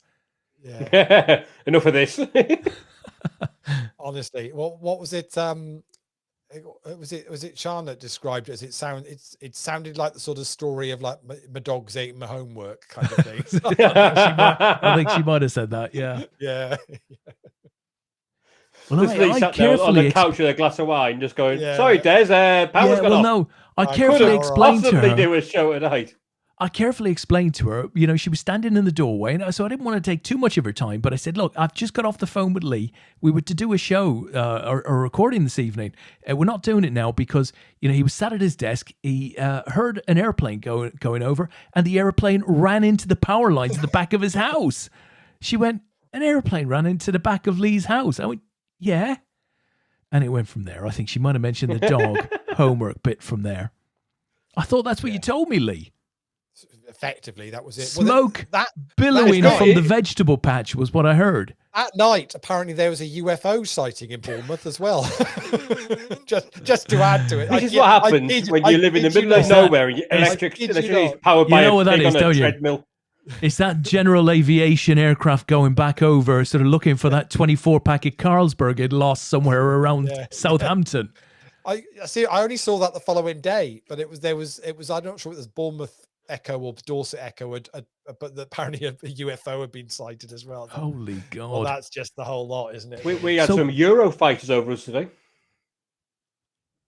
Those just ensuring you weren't leaving, or I have flown one of them, Stu. I think it's basically the precursors of the Hunger Games happens on a night here. You basically. I've flown the Eurofighter. Yeah. I've flown the Eurofighter in flight simulator, Stu. A magnificent aircraft. Absolutely incredible to fly at that speed. The only thing is, next time you're doing it, you need to fly over Yarmouth to see the cricket club. Okay, yeah, I can do that. But about this plane though, the only problem is there's too many buttons. I don't know how to stop it. I can't land it. Wait, can you fire missiles? 12 quid on that plane. Hey, can you fire missiles when you're flying it and stuff? No missiles. I was going to say, you go to Leeds and just drop a couple. just in I'm pretty Leeds, sure I could do that. Cause a few £1,000 worth of improvements. Yeah, I mean, I've crashed it into Goodison Park a few times. That's the only way I can take it down. I don't like to talk publicly about it, but Stanley Park isn't wide enough to stop it there. You come in at about like 1,600 knots per hour. Yeah, there was two. They were at the cricket, and I was umpiring, and these two fighter jets just went belting over the top. I was like, "Well, why? Where have you come from? Why are you here?" I can't imagine them flying from RAF Leeming to Teesside Airport, which only flies to Magaluf and Amsterdam. They've probably come off a Russian sort of, warship carrier, battle cruise carrier off of the Scottish coast. That's the only two destinations available at the moment, Magaluf or Amsterdam? I think so, yes, pretty much. That's a coin flip if I've ever heard one, isn't it, really? Like Schiphol or Amsterdam. It's like, well... When my dad was a boy, right, 7, 8, right, he had a 22 rifle, as everybody did in Ireland at the time, right? No kidding. And he said, Des, when I was a wee lad, 7, 8, I'd stand up on the back wall of our house and I'd shoot at the German airplanes as they flew over. He said, but that was nothing. He said, when the English planes flew over, everybody in the village would come out and shoot at them. I think he was telling the truth. I was going to say, I don't think that's a lie. No, I think he was telling the truth. Wow. Incredible techers. So are you two not buying into the anyone but England bandwagon for the Euros? No, I'd personally love to see England win it. I really would. I'd love to see England win it. I mean, to be fair, I know a number of people which will annoy me for a very long time if they do win it, but I actually think it's good for the. I think it's good for the country. I think it's good for the economy, and also I have a lot of friends that it would make very happy. So I've got no reason not all to. of that stuff. Be good for the Premier League. It'd be I think it'd be good. It'd give everybody a bit of a lift. And trade, bars, restaurants, all of that stuff. I mean, people who are happy come out and spend a bit of money. And we desperately need that right now, right? Where everybody needs, As someone who works in a restaurant, I'm going to say, I hope we lose them because we've had enough people in restaurants for it. Tips. Think of the tips, Stu. The tips have been, I got, pretty shouldn't say, but I think the last month I got about £800 in tips. Oh, wow. That's great. Really? That sounds great. Excellent. Unfortunately, they've stopped paying in cash and they're now paying it like with our wages, so we get taxed on it. Which is annoying. As you quite rightly should, Stu. Obviously, yes. Yes. Does it count? Hang on. I'm just seeing. A warm welcome to HMRC in the chat. Hope you're well. welcome to the stream tonight. Yeah. Robbing bastards. That's how long as after last month. Just it's all right. I've solved that problem, Lee. I'll just take them on a picture for a little while. Are they gone yet? Are they gone? Yeah, they've gone now. You're fine. Now, I worked 230 hours last month. Wow. The taxman apparently enjoyed my wage packet more than I did. That's all I'm going to say. Well, I'll tell you what. Listen, does it still count as tips if you approach the customers in the car park at the end of the night? And threaten them? Well, do what you got to do, right? Testing times. To be fair, our car park, we're in the middle of nowhere. Even more, it's like Lee, but like more like remote. And like literally, it's in the middle of nowhere. It's pitch black and there's no cameras. I probably could make a roaring trade in tips there. You want to get just Lee's stand there torch. In the dark. You want to get Lee's torch. It runs about 6 miles. Curlarge, that would have to be Richard Baker, right? Welcome, sir. Sure would. In the chat box. There can't be two of him about, can there? There could be two Richard Bakers around. There probably are. There's only two Richard. Well, there are technically two Richard Bakers. There was that famous one from the telly. Who's the Richard Baker off of the telly? There's a Richard Baker off the telly. Really famous Richard Baker off the telly. Yeah. Old chap. Yeah. I mean, to be fair, Curly's not getting younger either, so it could have been him in the first place. That is true. I love when those occasional Facebook posts go around where they find somebody on Facebook or they make somebody up with a name. Yeah, it's brilliant. That just fits a story. So what is it? Football's coming home. There's one definitely going around with regards to the song "Football's Coming Home." I can't remember what the lady's name was. There was a sort of a granny with a name that fitted the bill. I can't remember what it is. This story's crashing and burning, Des. I'm not going to lie to you. No, sorry, guys. I crash and burn a lot, mostly at home. It has to be said. Yeah, so Richard is playing in the PLO8 tonight. Anyway, he's currently 9th of 28 players remaining. Tony Ross is still in there. Greg Mawson's in there. Richard Rudling Smith is still playing. Who else? Brian Naylor's there. Carl Rowland still chip leader. Actually smashing it, Carl Rowland tonight. Huge chip leader in that. Wow. It's a really good effort to be a huge chip leader in a PLO8 game where you can't win a bloody pot. Tristan says the aptly named Carmen Home. That's the one. Brilliant. Love it. Carmen Home. You knew She's Triplet would be there. Coming home. She's coming home. Brilliant. Yeah, very good indeed. Very, very good indeed. So we've just got four more players to go in this, and I'll know the final leaderboard position. I have a feeling, though, Kevin Brzozowski, who was top of the leaderboard going into the Sunday and was top of the leaderboard going into these final day twos, has been pipped at the post for top spot. Obviously, I need these 4 to go in, but I don't think any of these are gonna make a dent in who is going to be the winner. It's going to cost us a bit. That's all right. That's all right, Lee. That's a sign of a successful and loyal member who is doing the pipping. It's not Gordon MacArthur, is it? No, it's not Gordon MacArthur. You're okay. Right, you're safe. You're safe. No, because it's they're on step 5 and they've cashed in 5 tournaments this week. It's going to be Igor Asimov, I think. Bloody hell! Fantastic, amazing performance. Like, I mean, you can't argue with that at all, can you? Yeah, and Dan Austin 3 cashes on a Sunday, including what we've witched this night, and he won the closer last night as well. He's going to sneak into 2nd spot. Kevin's going to finish in 3rd. Yanni is going to finish in 4th, I think, and I think Stefan Strofek is going to be in 5th. All the rest, well done, in the top 20. We'll pick up that. Also in the top 20, Brendan Byrne made it in the top 20. Gordon MacArthur did make it into the top 20. He's always there, always there. Hello, there. All in Eddie's here, guys. there.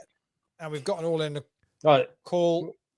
Straight in the turn. And Rivers, straight in the river. Rivers are better straight, yeah. So Stefan Gruber eliminates Nick in 4th place. Nice. And we've got our 3 medalists. I should be back in a minute. Yeah. Well done, guys. So Eddie Dye and Gordon are also all going to be in the top 20, I think. Obviously, you've got full results to come in yet, so that's not 100% confirmed yet, but that's where I think we're going to be with this. Now, as I will add Nick van Engelenberg's 4th place finish. Cracking run for him. Oh, brilliant. Rich Baker says, I liked Carl's Olympic starter called Sonia Marks. I saw that one. I thought that was really, really good. There are a few of them going around, and they are brilliant. Right? Generally, I giggle at those, I have to say. Yeah, they are very good. So interesting to see how this is going to play out. Now, Stefan has got a huge, I mean, it's like twice the chips of the other 2 put together. So how does he play it, Lee? Well, this is the problem. It's easy, you could, if you're not, still got to play fairly solid, because it's very easy to dribble away chips otherwise. But when you've got this sort of chip lead now, it's hard to not play every hand. I think that you've got to try and put pressure on Rudders. What, on the basis that, I mean, there's not a lot. He did have a few more chips before this hand, obviously. But I mean, I don't know. Rudders is now. I mean, that's an interesting one. So Rudders picking that one up. Okay, now you put more pressure on Rudders. Now you're going to apply the pressure on. I mean, knowing Rudders, I don't think that he'll make that much of a difference to him. But I think just in general, you've got to try and turn the screw on him a bit, because turn the screw on Andrew's not going to be that effective. Whereas Rudders can fold to try and get a bit more money in. It's the old ACM thing. I mean, that's what I was talking about Rudders with his raise sizes. Raise is smaller. Yeah. So that's Andy pretty much kind of saying, right, I'm fairly much committed to this. I think with Richard making the call here, it's now tough to get this away, because you kind of know what Andy's going to do. And yeah, Rich but does make the call. He's flopped 2 pair, and that is going to be that's why I like the call, because you can call there. You don't have to get it in and just see all 5 cards. You can call and then just see the first 3. If you hit, then you get it in. Yeah, it's a really nice flat pay. So Rich flopped 2 pair, and that was good enough. And we are heads up. And Stefan Gruber from Germany versus Richard Rudling-Smith from the UK. Andy Heath pocketed $482 and the bronze medal position. Very nice. Good run from you, Andy. Great Very work. impressive. Well done, Andy.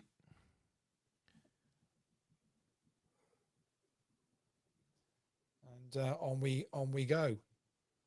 That's a lovely. That's a flop. That's flop and a half, isn't it? Yeah, you say exactly what I was going to say. That sort of flop is just you just get on with it, boys. Yeah, you're loving that. One of them's got 6 high. The other one's got straight. They're really just sat there with a straight flush draw and a straight. It's just like, how do I get money? Yeah, it's gone checking all the way down.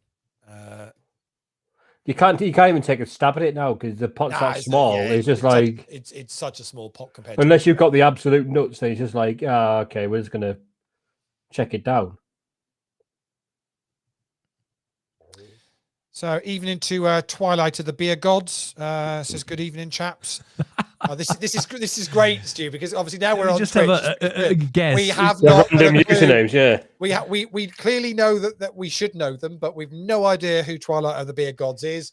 Well, we do know something, Lee, right? There are clues there. So he's used an initial capital on each of the words. Now we know if he'd used just capitals with an exclamation mark, it would have been already would have known Brian Yates, right? Yeah, we know who that was. Yeah. So it's not Brian Yates. Good evening, chaps. Very, very friendly. Are you sure it's an APAT?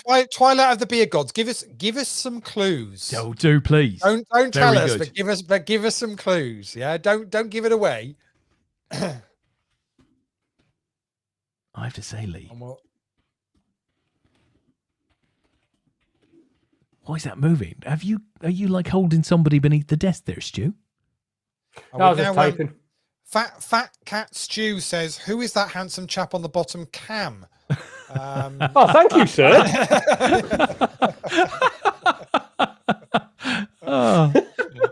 Oh, no idea who that could be. Oh dear. Oh, you can get subscribers and everything on this channel. Oh, apparently, you can do all of that stuff. It's got like a sunroof and everything. It's amazing. Yeah, for anyone that doesn't know this, effectively, this is the it's Twitch poker channel that we're streaming on now. You'll see lots of other content on here, things like the things that Des and I are involved in, like the Orbit, for example, plus loads of other stuff coming up. So well worth subscribing or clicking the notifications so you know when the channel's live. That's for sure. So all we're getting so far from Twilight of the Beer Gods is we're right. It's definitely not Brian Yates. Yes. It's okay. I've corrected the grammar. Hold on.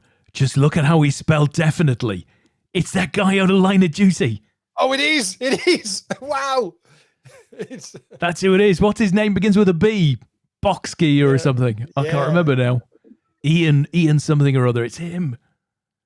Oh, that's going to annoy me now. What's the guy's name? Can't think. It is Ian. Ian B. It is Ian something, isn't it? It's B. Is it Ian Beale? No, it's Ian can it be Ian Beale from the fish and chip shop? Please, can it be Ian Beale? Oh, the quizmaster's off. Look at him. Where's he gone, Stu? Where's he gone?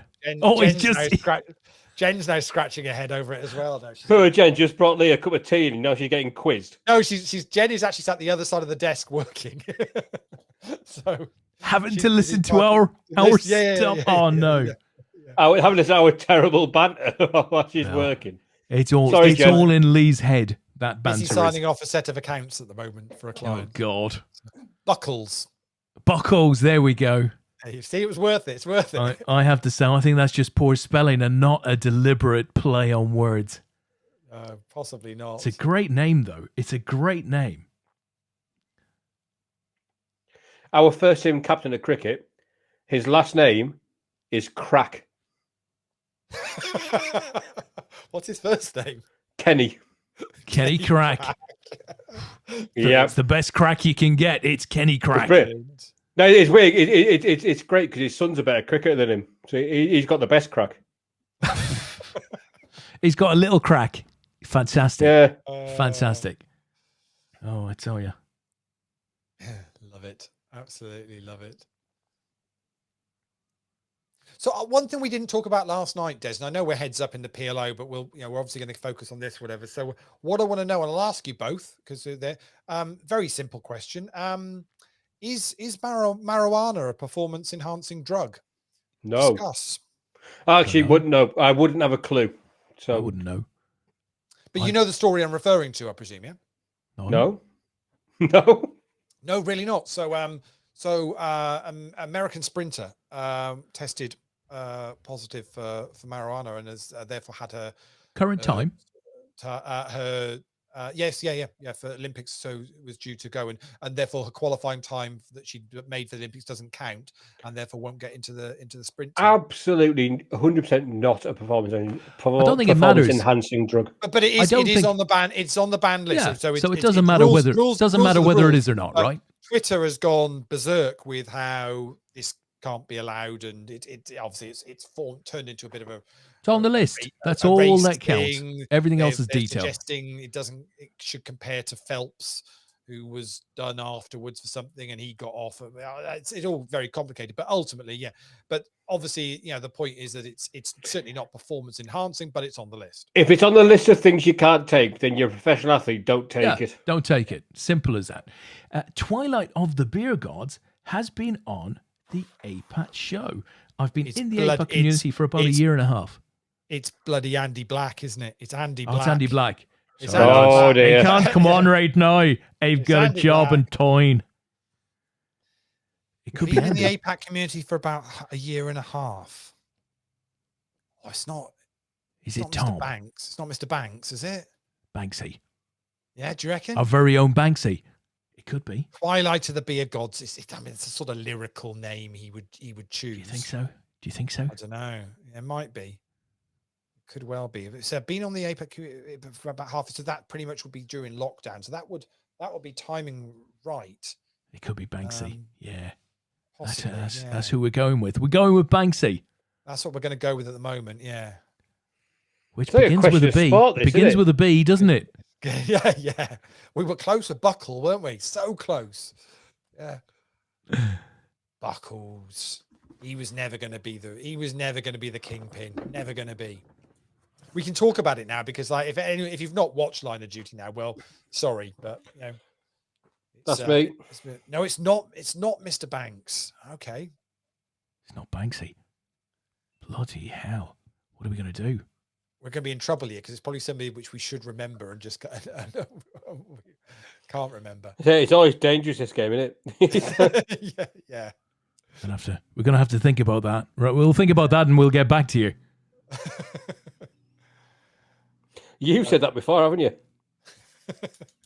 Well, maybe Jesus, once or twice. Mary and Joseph on the wee donkey.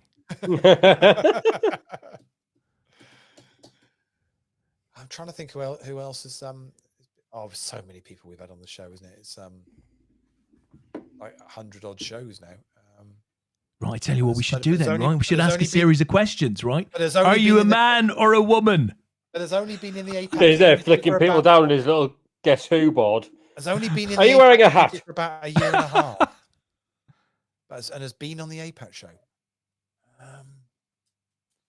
I'm going to go back through the YouTube channel in a minute. This is somebody who's proud of his beer prowess, Lee. So who have we had on that would have been proud of their beer prowess? Well, obviously JP is always going to be top of that list, but we know it's not JP. Hey, pardon. Could be JP. Surely JP will always be top of that list, Stu. Come on. No, he's a man. He's definitely a man. Because he punches about with his combs and his beard oils and stuff. Yeah, I think he is. He's a beer creator, isn't he? Twilight of the Beer Gods. Yes. Are you an ex-beer industry executive? No, not an ex, a current beer industry executive. But he's only been in the APAT community for about a year and a half. So that's a good point, JP. Be, can't be JP. So it can't be JP. We've completely lost interest in the poker now. Granted, there's a break on, but that's just come at a lucky time for us. If there's a break on, look, Lee is on YouTube now, looking down through the past episodes. I'm seriously trying to see who we've had on the show that it could possibly be. I'm going to have a cigarette and lick my wounds because you think JP's got the best beard in APAT. I wasn't a beer prowess. I thought you said beard. No, it wasn't beer. No, don't worry about that. JB can outdrink me. I'll give you that. So I'm not sure we ever talked about beer. Wow. That didn't sound like the APAT show.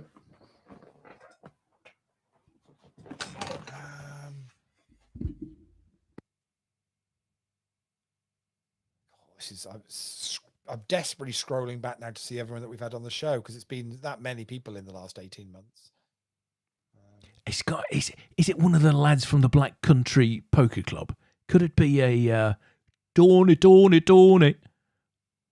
No, because again, it's been back in the community. Yeah, year and a half. That's the key bit. That's the key. That is the key. Come on, that's a gimme, Lee. That is a gimme. You're looking through the list. You got to be able to pick that person out. Well, you'd have thought so. Yeah. Well, he's having fun. Well, I'm looking, just thinking. Well, everyone feels like they've been with APAT for a long time. So. Meanwhile, we've got our peak audience of the night, Lee. They're enjoying this element of mystery. It's not going to be Sam. It's not going to be Sam Razavi, is it? No, definitely not. Don't think so.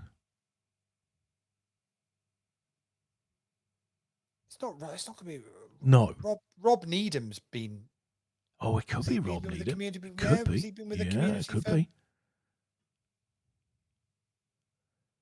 Could be. Are you Robert Needham? It's a very good impression, you know that. It's very, very good. Oh, mother of God. Tom Clark. A year and a half. I'm a blue blood. Well, he said it was a man. So what male blue bloodder? A year and a half. Has only been in the community for a year and a half. Male blue bloodder. I know we're going to be kicking ourselves.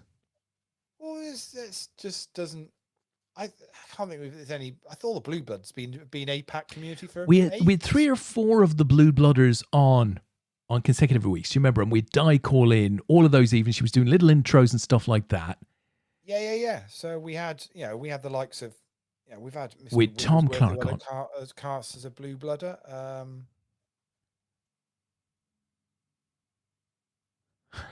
Feels like Tom has been around for a lifetime.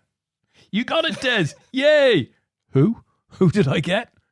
I don't think I did I? No, which name did you say? I can't remember, mate. The moment's gone.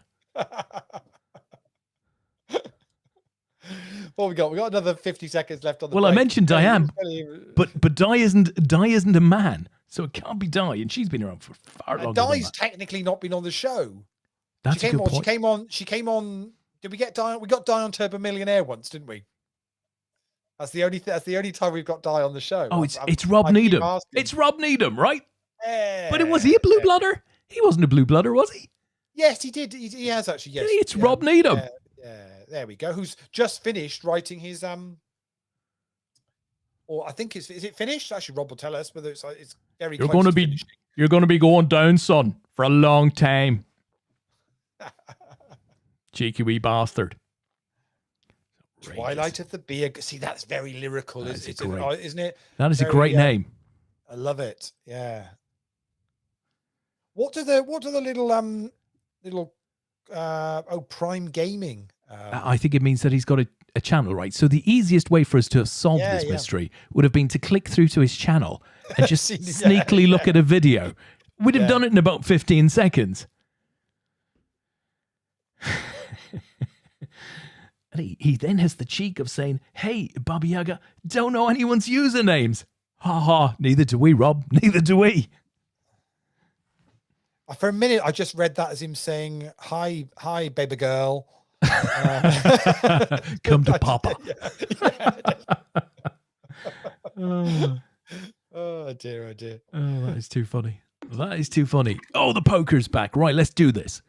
Let's take it home. We've just lost you. Tristan's saying, Rob, they honestly had no idea. Shocking from all three of them. I called Rob Needham way before Des did. Way before Des did.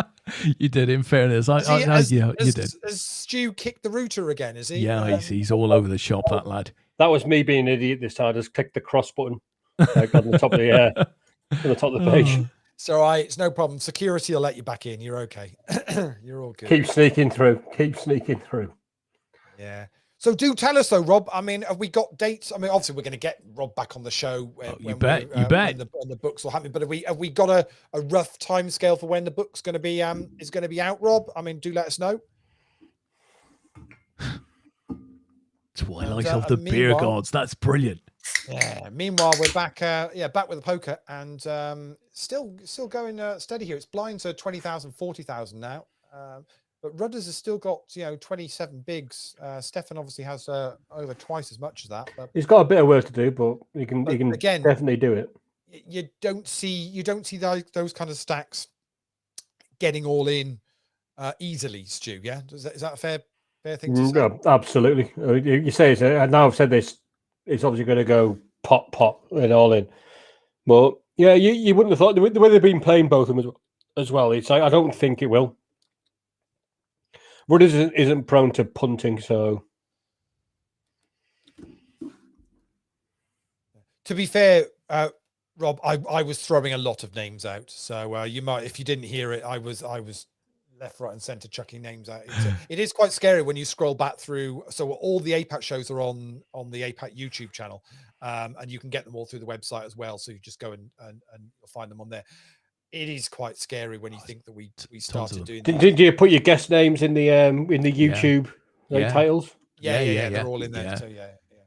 So it is quite scary when you scroll through and think the amount of people that have been brilliant and come on the show and given up their time and to just chat about nonsense with us a lot of the time. But it's fantastic fun for the people who get to come on as well. It really is. Yeah. We've got as one of the people that comes on and speaks nonsense. It's great fun. Yeah, we've got people lined up. Obviously, we're looking forward to getting Rob back on the show at some point. He's saying the book should be around October time, so that's brilliant. So that'll be amazing. Tristan's going to be coming back on the show at some point. Mark Shepstone, who's only recently kind of been playing and involved with the community, he's wanted to come on. We're getting Kai Hutchison back on. He's already said he'll come back on, and he's trying to bring a +1. Kai's great value. I love Kai. Kai's trying to convince somebody else to come on as well. So I think Kai is one of my favourite people I've ever played poker with. Mainly because he likes to drink as much as I do. We were down. I still haven't got over the fact that he won a hand against me with quads once at Aspers. We played the tier event, and Kai was really smug about it, Stu. He was really smug about it. Like as I was betting into him, and he had quads. Guys, look, this is on the APAT website. It's some of those old shows. Look at those two handsome fellas there. Well, there you go. What you mean, Carl and Ian? Yeah. No, I meant Joe and Laura. To be honest with you, but oh dear. There we go. I think I can remember we played the team event, and I was on the same table as Kai at the back end of a day one, and there'd obviously been a couple of beverages sank. I think Kai was chip leader and asleep at the table. I wasn't. I was like not far behind him in chips or it's all gone in here, Stu. For Richard, is Stefan going to make the call? It's a big call. Yeah, that's a doesn't. Sorry, just cutting in. No, it's fine. But it was great. It was basically, if I didn't raise, then Kai would wake up and say raise, and then fall back asleep again. It was brilliant, and it's just some of the most fun I've had at a table. And I managed to convince Tony Chippy I had queens when I had about 6 high. He's like, "Oh, you had like queens there, didn't you?" Yeah, Tony. Yep, definitely had queens. Yeah, good call. Well done. So Rich Baker says, and he's Dave Garden's mate. Yeah, so that's the reason we get Kai on. Definitely agree. Kai would be good. So Rob comes back and says, "Hey guys, given the news today, are you going to start planning some live games again?" Live games. That's an no idea. pressure, Des. What's the news? Have I missed Okay, something? hold on. Let me give you the news.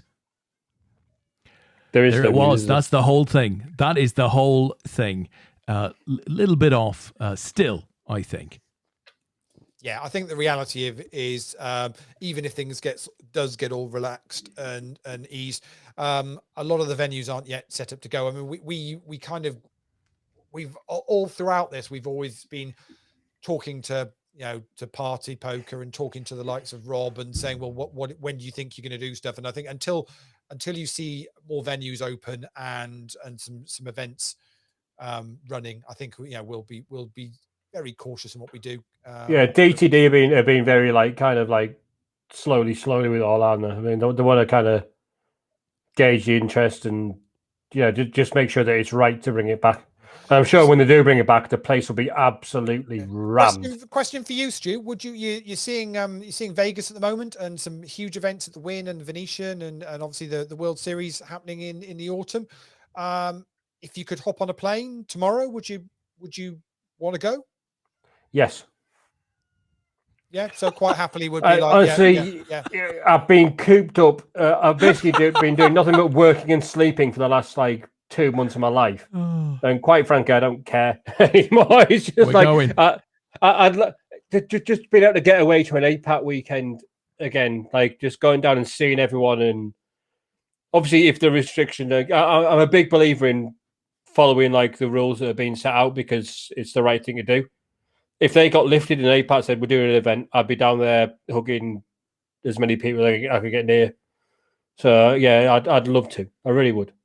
And like I say, it's Phil TC, bless him, was his 50th. He was his 50th this year, and he was meant to be going up. We were going to Vegas for him, and we couldn't, type of thing. And it's we're going to go over there for him. And I think, say, if the government say that we can do it, then I'll be happy to. I'll be happy to go and just say. Meeting up with all you guys again, meeting up with everybody else, I'd be more than happy to do it now. And I think a lot of people would. I can understand if people wouldn't. I really can. And that's it's all personal preference, but I think a lot of people now are just they're going to be itching to get back into it. And obviously it's up to you guys with being able to put together a schedule and obviously because that takes a lot of work.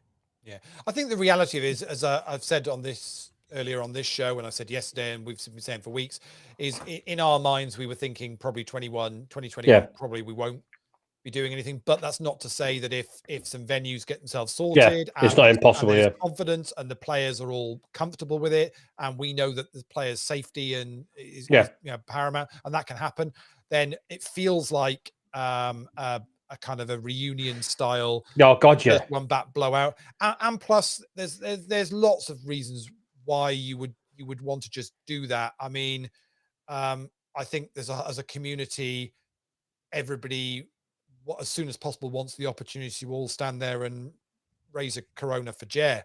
Oh God, yeah. At a live event is a huge thing, and actually, just we could put on anything anywhere. I think once we're at that position, and players will come along for the weekend. I mean, for that you could find a pub somewhere and put something on, and people would just turn up. You can do it in your back garden with all of you there. I think Black Country Poker Club have got a new venue, so we could just have a word with Brian and see if we can sort that out. That'd work. Yeah.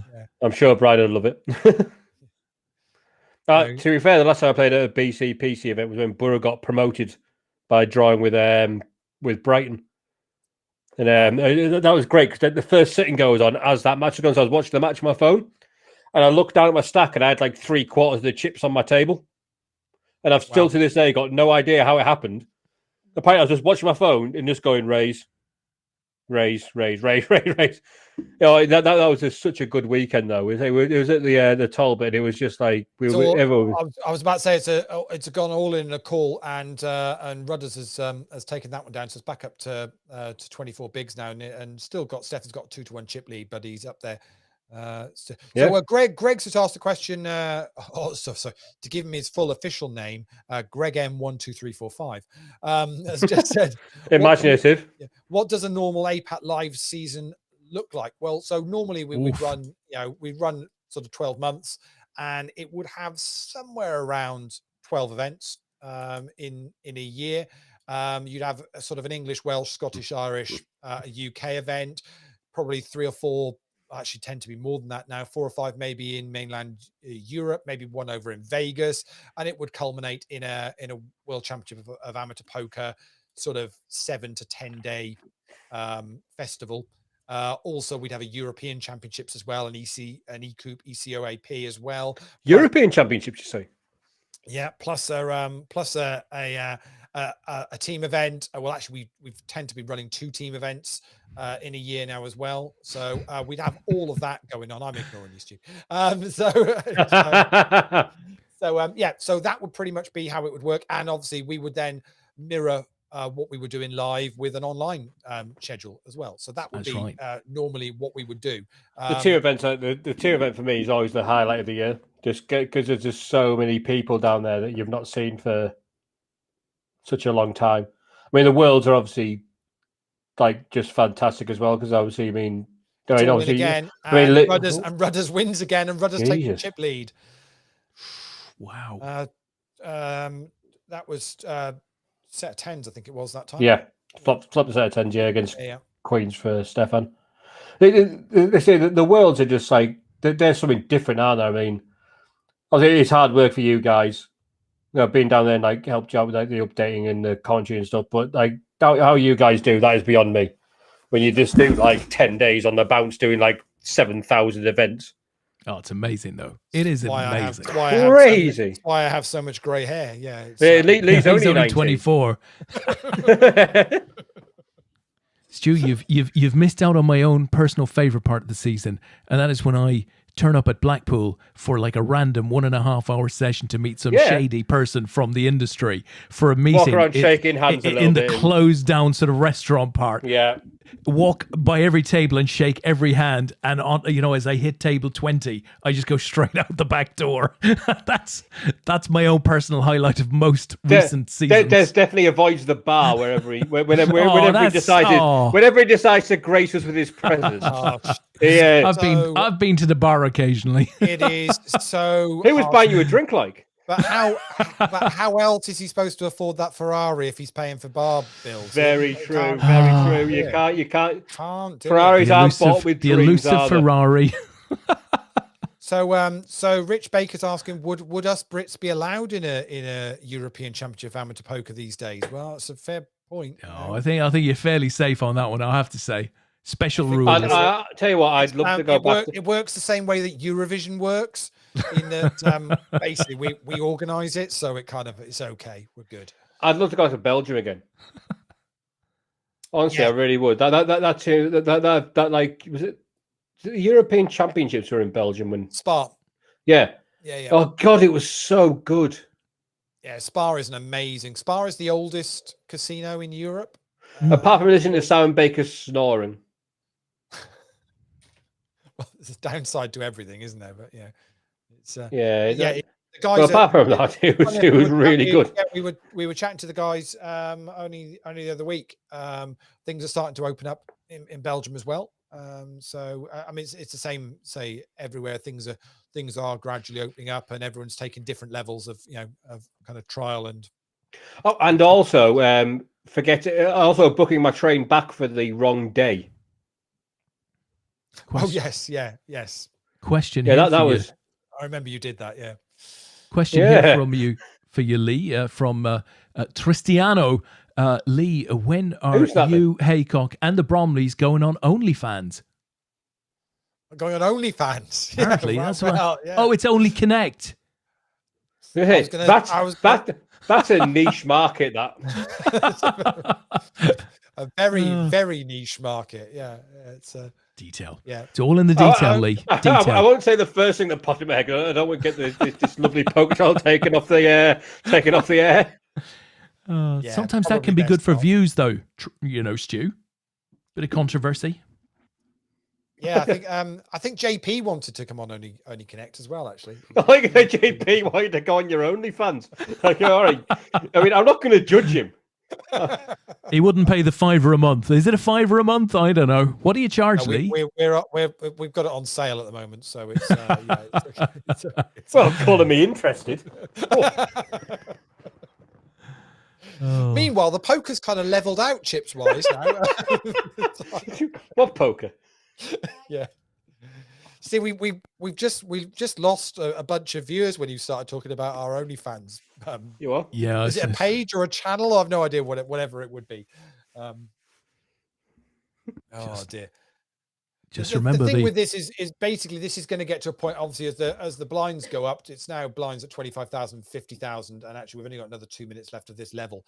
It is going to get to a point somewhere, Stu, where one of these two is going to obviously take a bit of a chip lead and then be in a position where they can just start getting super aggro with it. Yeah, I mean they're obviously very level at the minute, and they're seeing a lot of flops. And in Ohi, someone's going to hit the flops a bit harder than the other one is. So it does depend who's willing to put the foot down a little bit and who's going to and who hits more. And then basically that's going to affect. It sounds obvious, but that's going to affect how it goes. Yeah, for the rest of the game, right? I think Rudders is playing a little bit more. He's playing. I think he's playing a bit more adventurously. But Stefan's just played so solid from what I've seen so far. He really has. He's just played so well. And I think he's going to take one of them boards, which is easier in Oman than it is in Holden, where they both hit a bit of it and then all the chips start flying about.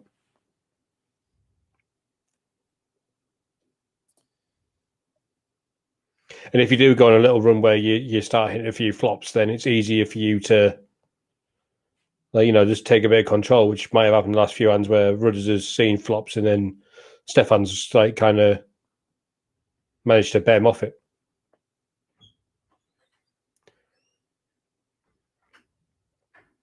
Yeah, but we say we're not seeing. I mean, I say that's not an action flop. It's not really. There's no flush draws out there. It's. I mean, there is a straight draw, but it's a tough one to be hitting.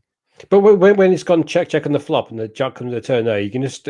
It feels like a board to me where you can just take a little stab at it and see what the other guy does. There's been a lot of pot control here, isn't there? Yeah. In the game, it's a lot of low ball hands being played, and it's never getting to a point where a pot's getting out of hand, because that's what can happen in Omaha. Yeah, oh God, yeah. A pot can get out of hand where you then kind of convince yourself, well, I'm kind of committed to this now because the pot's big, and and even though I'm still on a drawing hand, it's there and potentially. Stefan seems to be a bit more aggressive than Rudders has been at the minute. Rudders is kind of just sitting in there. I say that as he 3-bets, but yeah. But again, Stefan hasn't really made a mistake. No, he's got himself back in the chip lead, and he's just chipping away again. And then Rudders 3-bets and he folds, which is a perfectly fair strategy.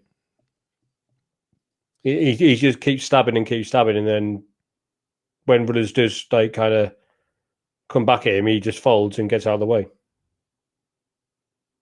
Like we saw there. I've spent 2 days, to be honest, trying to come up with some sort of diehard pun, and I've given up because I can't think of anything.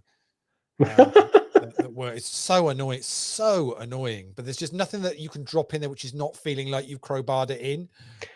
You should have put it in the group chat. I'm sure we could have come up with something. Yeah, it just. I saw it yesterday and thought, I'm going to come up with something here, and it'll be that good. It'll go whoosh over Duffy's head. But basically, I've given up. Please tell me before you're delivering this gem, so that at least I'm, concentrating. Yeah. You've got to deliver it to your audience, haven't you? You got to pick your audience, I suppose, and yeah, it's not easy. They just they're looking at transfer news for Liverpool on his phone. Never. Earlier on tonight, Stu, we had. I'm just looking for this. So we had not Swally Inad in the chat. At least it wasn't Swally Inad. I mean, yeah, not Swally. So NOTSWOLEINAD, and Des is nervous about even pronouncing it, and we don't know who it is. And so Des is going, well, I don't know. So I said, well, pronounce it. So he pronounced it. I said, right, now pronounce it backwards. And he just looked and went, oh. Daniel Ouston. Oh. Dan's Twitch account is basically Daniel Ouston. It's such a shame I don't have any mirrors here in this little office. Oh dear. Redrum, do you remember that from The Shining? In the mirror, Redrum. Yeah.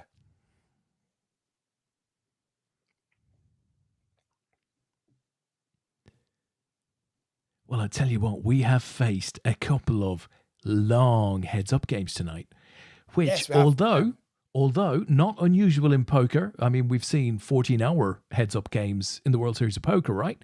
Been very unusual in our last 18 months to see, long heads-up games. I don't think we've had too many. Now, this is an interesting spot now because about 15 minutes ago, when Richard was in this situation, he won a couple of hands and got back another chip lead nearly or 1 point. Stefan, this is now the furthest he's been, ahead for a little while. Let's see whether he continues to apply the pressure here. I say this has been his aggression. He's just been just chipping away.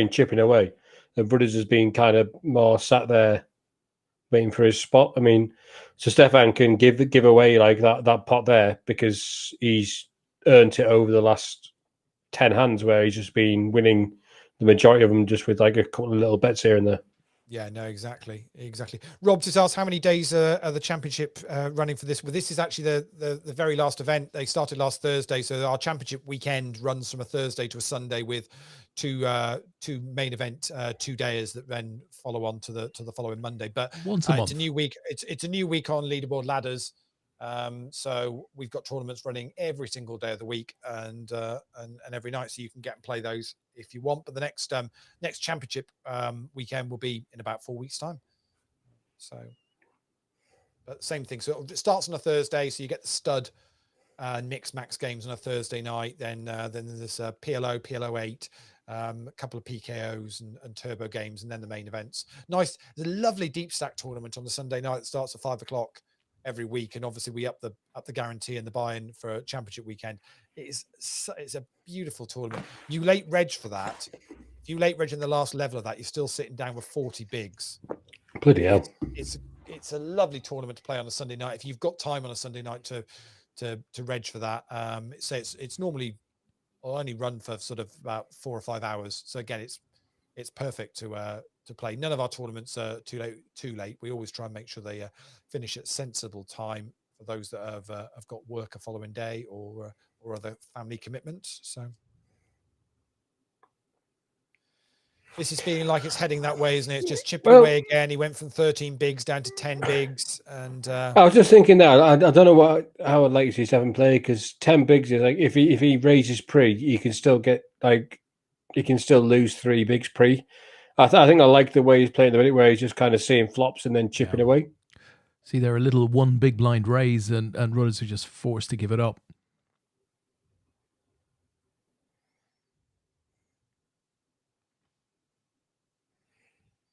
Yeah, it's just such a difficult spot for runners now. It really is such a difficult spot, because if like Stefan opens and runners shoves, it's like, oh, so runners pots again. Sorry, it's so hard, with his stack size, to do it. Yeah, if I'm Stefan, I'm just going to be betting every turn card. And probably betting just betting again the river. Obviously, having 2 pair helps, but I'm just going to be putting pressure on, just keep on betting small amounts, and just seeing what Rudders wants to do with his stack size. Now he can. Stefan's not. I mean, so when Rudders fires out a bet there, it will be easy to say, well, I'll call and I'll see if I get there, but he's not. He's not giving away any of his chips, easily. So Rudders is going to have to work hard to get there. Like I say, he's up the amount he's opening for, as well as he's opening 3 big blinds now, which puts pressure on Rudders' stack. He's got a call here, isn't he? Yeah, you got to think he's got to take a punt with it. You open 3 bigs, you got to expect the shove for 8.4. Folds it. Wow. Okay, I don't mind it. To be honest, I mean, it's just putting pressure on Rudder's stack size. Yeah. So just looking at the leaderboards that are finishing for effectively last night, what we're seeing conclusion now, we've had 158 different players have cashed in the last 7 days. That's incredible. That's great. Yeah, that's cashed. That's nice. Just the cashed. That's just the ones that are cashed. So yeah, so it's great those that are playing the leaderboards. Yeah, have a look. If you get an early result in the first couple of days, it's well worth then playing a few more towards the end of the week and seeing if you can get yourself up that leaderboard each week. But pretty much top of the leaderboard this for the week just gone is going to be Igor Asimov from Germany. He's on step 5, so he's going to pick up 3 lots of $55 tickets, added value, that is. So very well done to him. Dan Austin and Kevin Brzozowski, both on step 1. They're going to pick up 2 lots of $5.50 tickets. Yanni's going to pick up a couple of $11 tickets. And Stefan Strofek's going to pick up a $5.50 ticket. The others in the top 20, Brendan Burns going to pick up a $33 ticket. Gordon MacArthur's going to get a 55. Di Farrell's going to get a 33. Eddie Niax is going to get a 55, and a bunch of other $5.50s as well for those others. So explain how you move up the like kind of tickets type of thing in the leaderboard. If you're in the top 20, you'll pick up an added value ticket at the end of the week. It's 1 ticket. If you're in the top 5, you get 2 tickets. If you win it, you get 3 tickets. And then the value of the ticket depends on what step you're on. So everyone starts on step 1, which is a $5.50 ticket.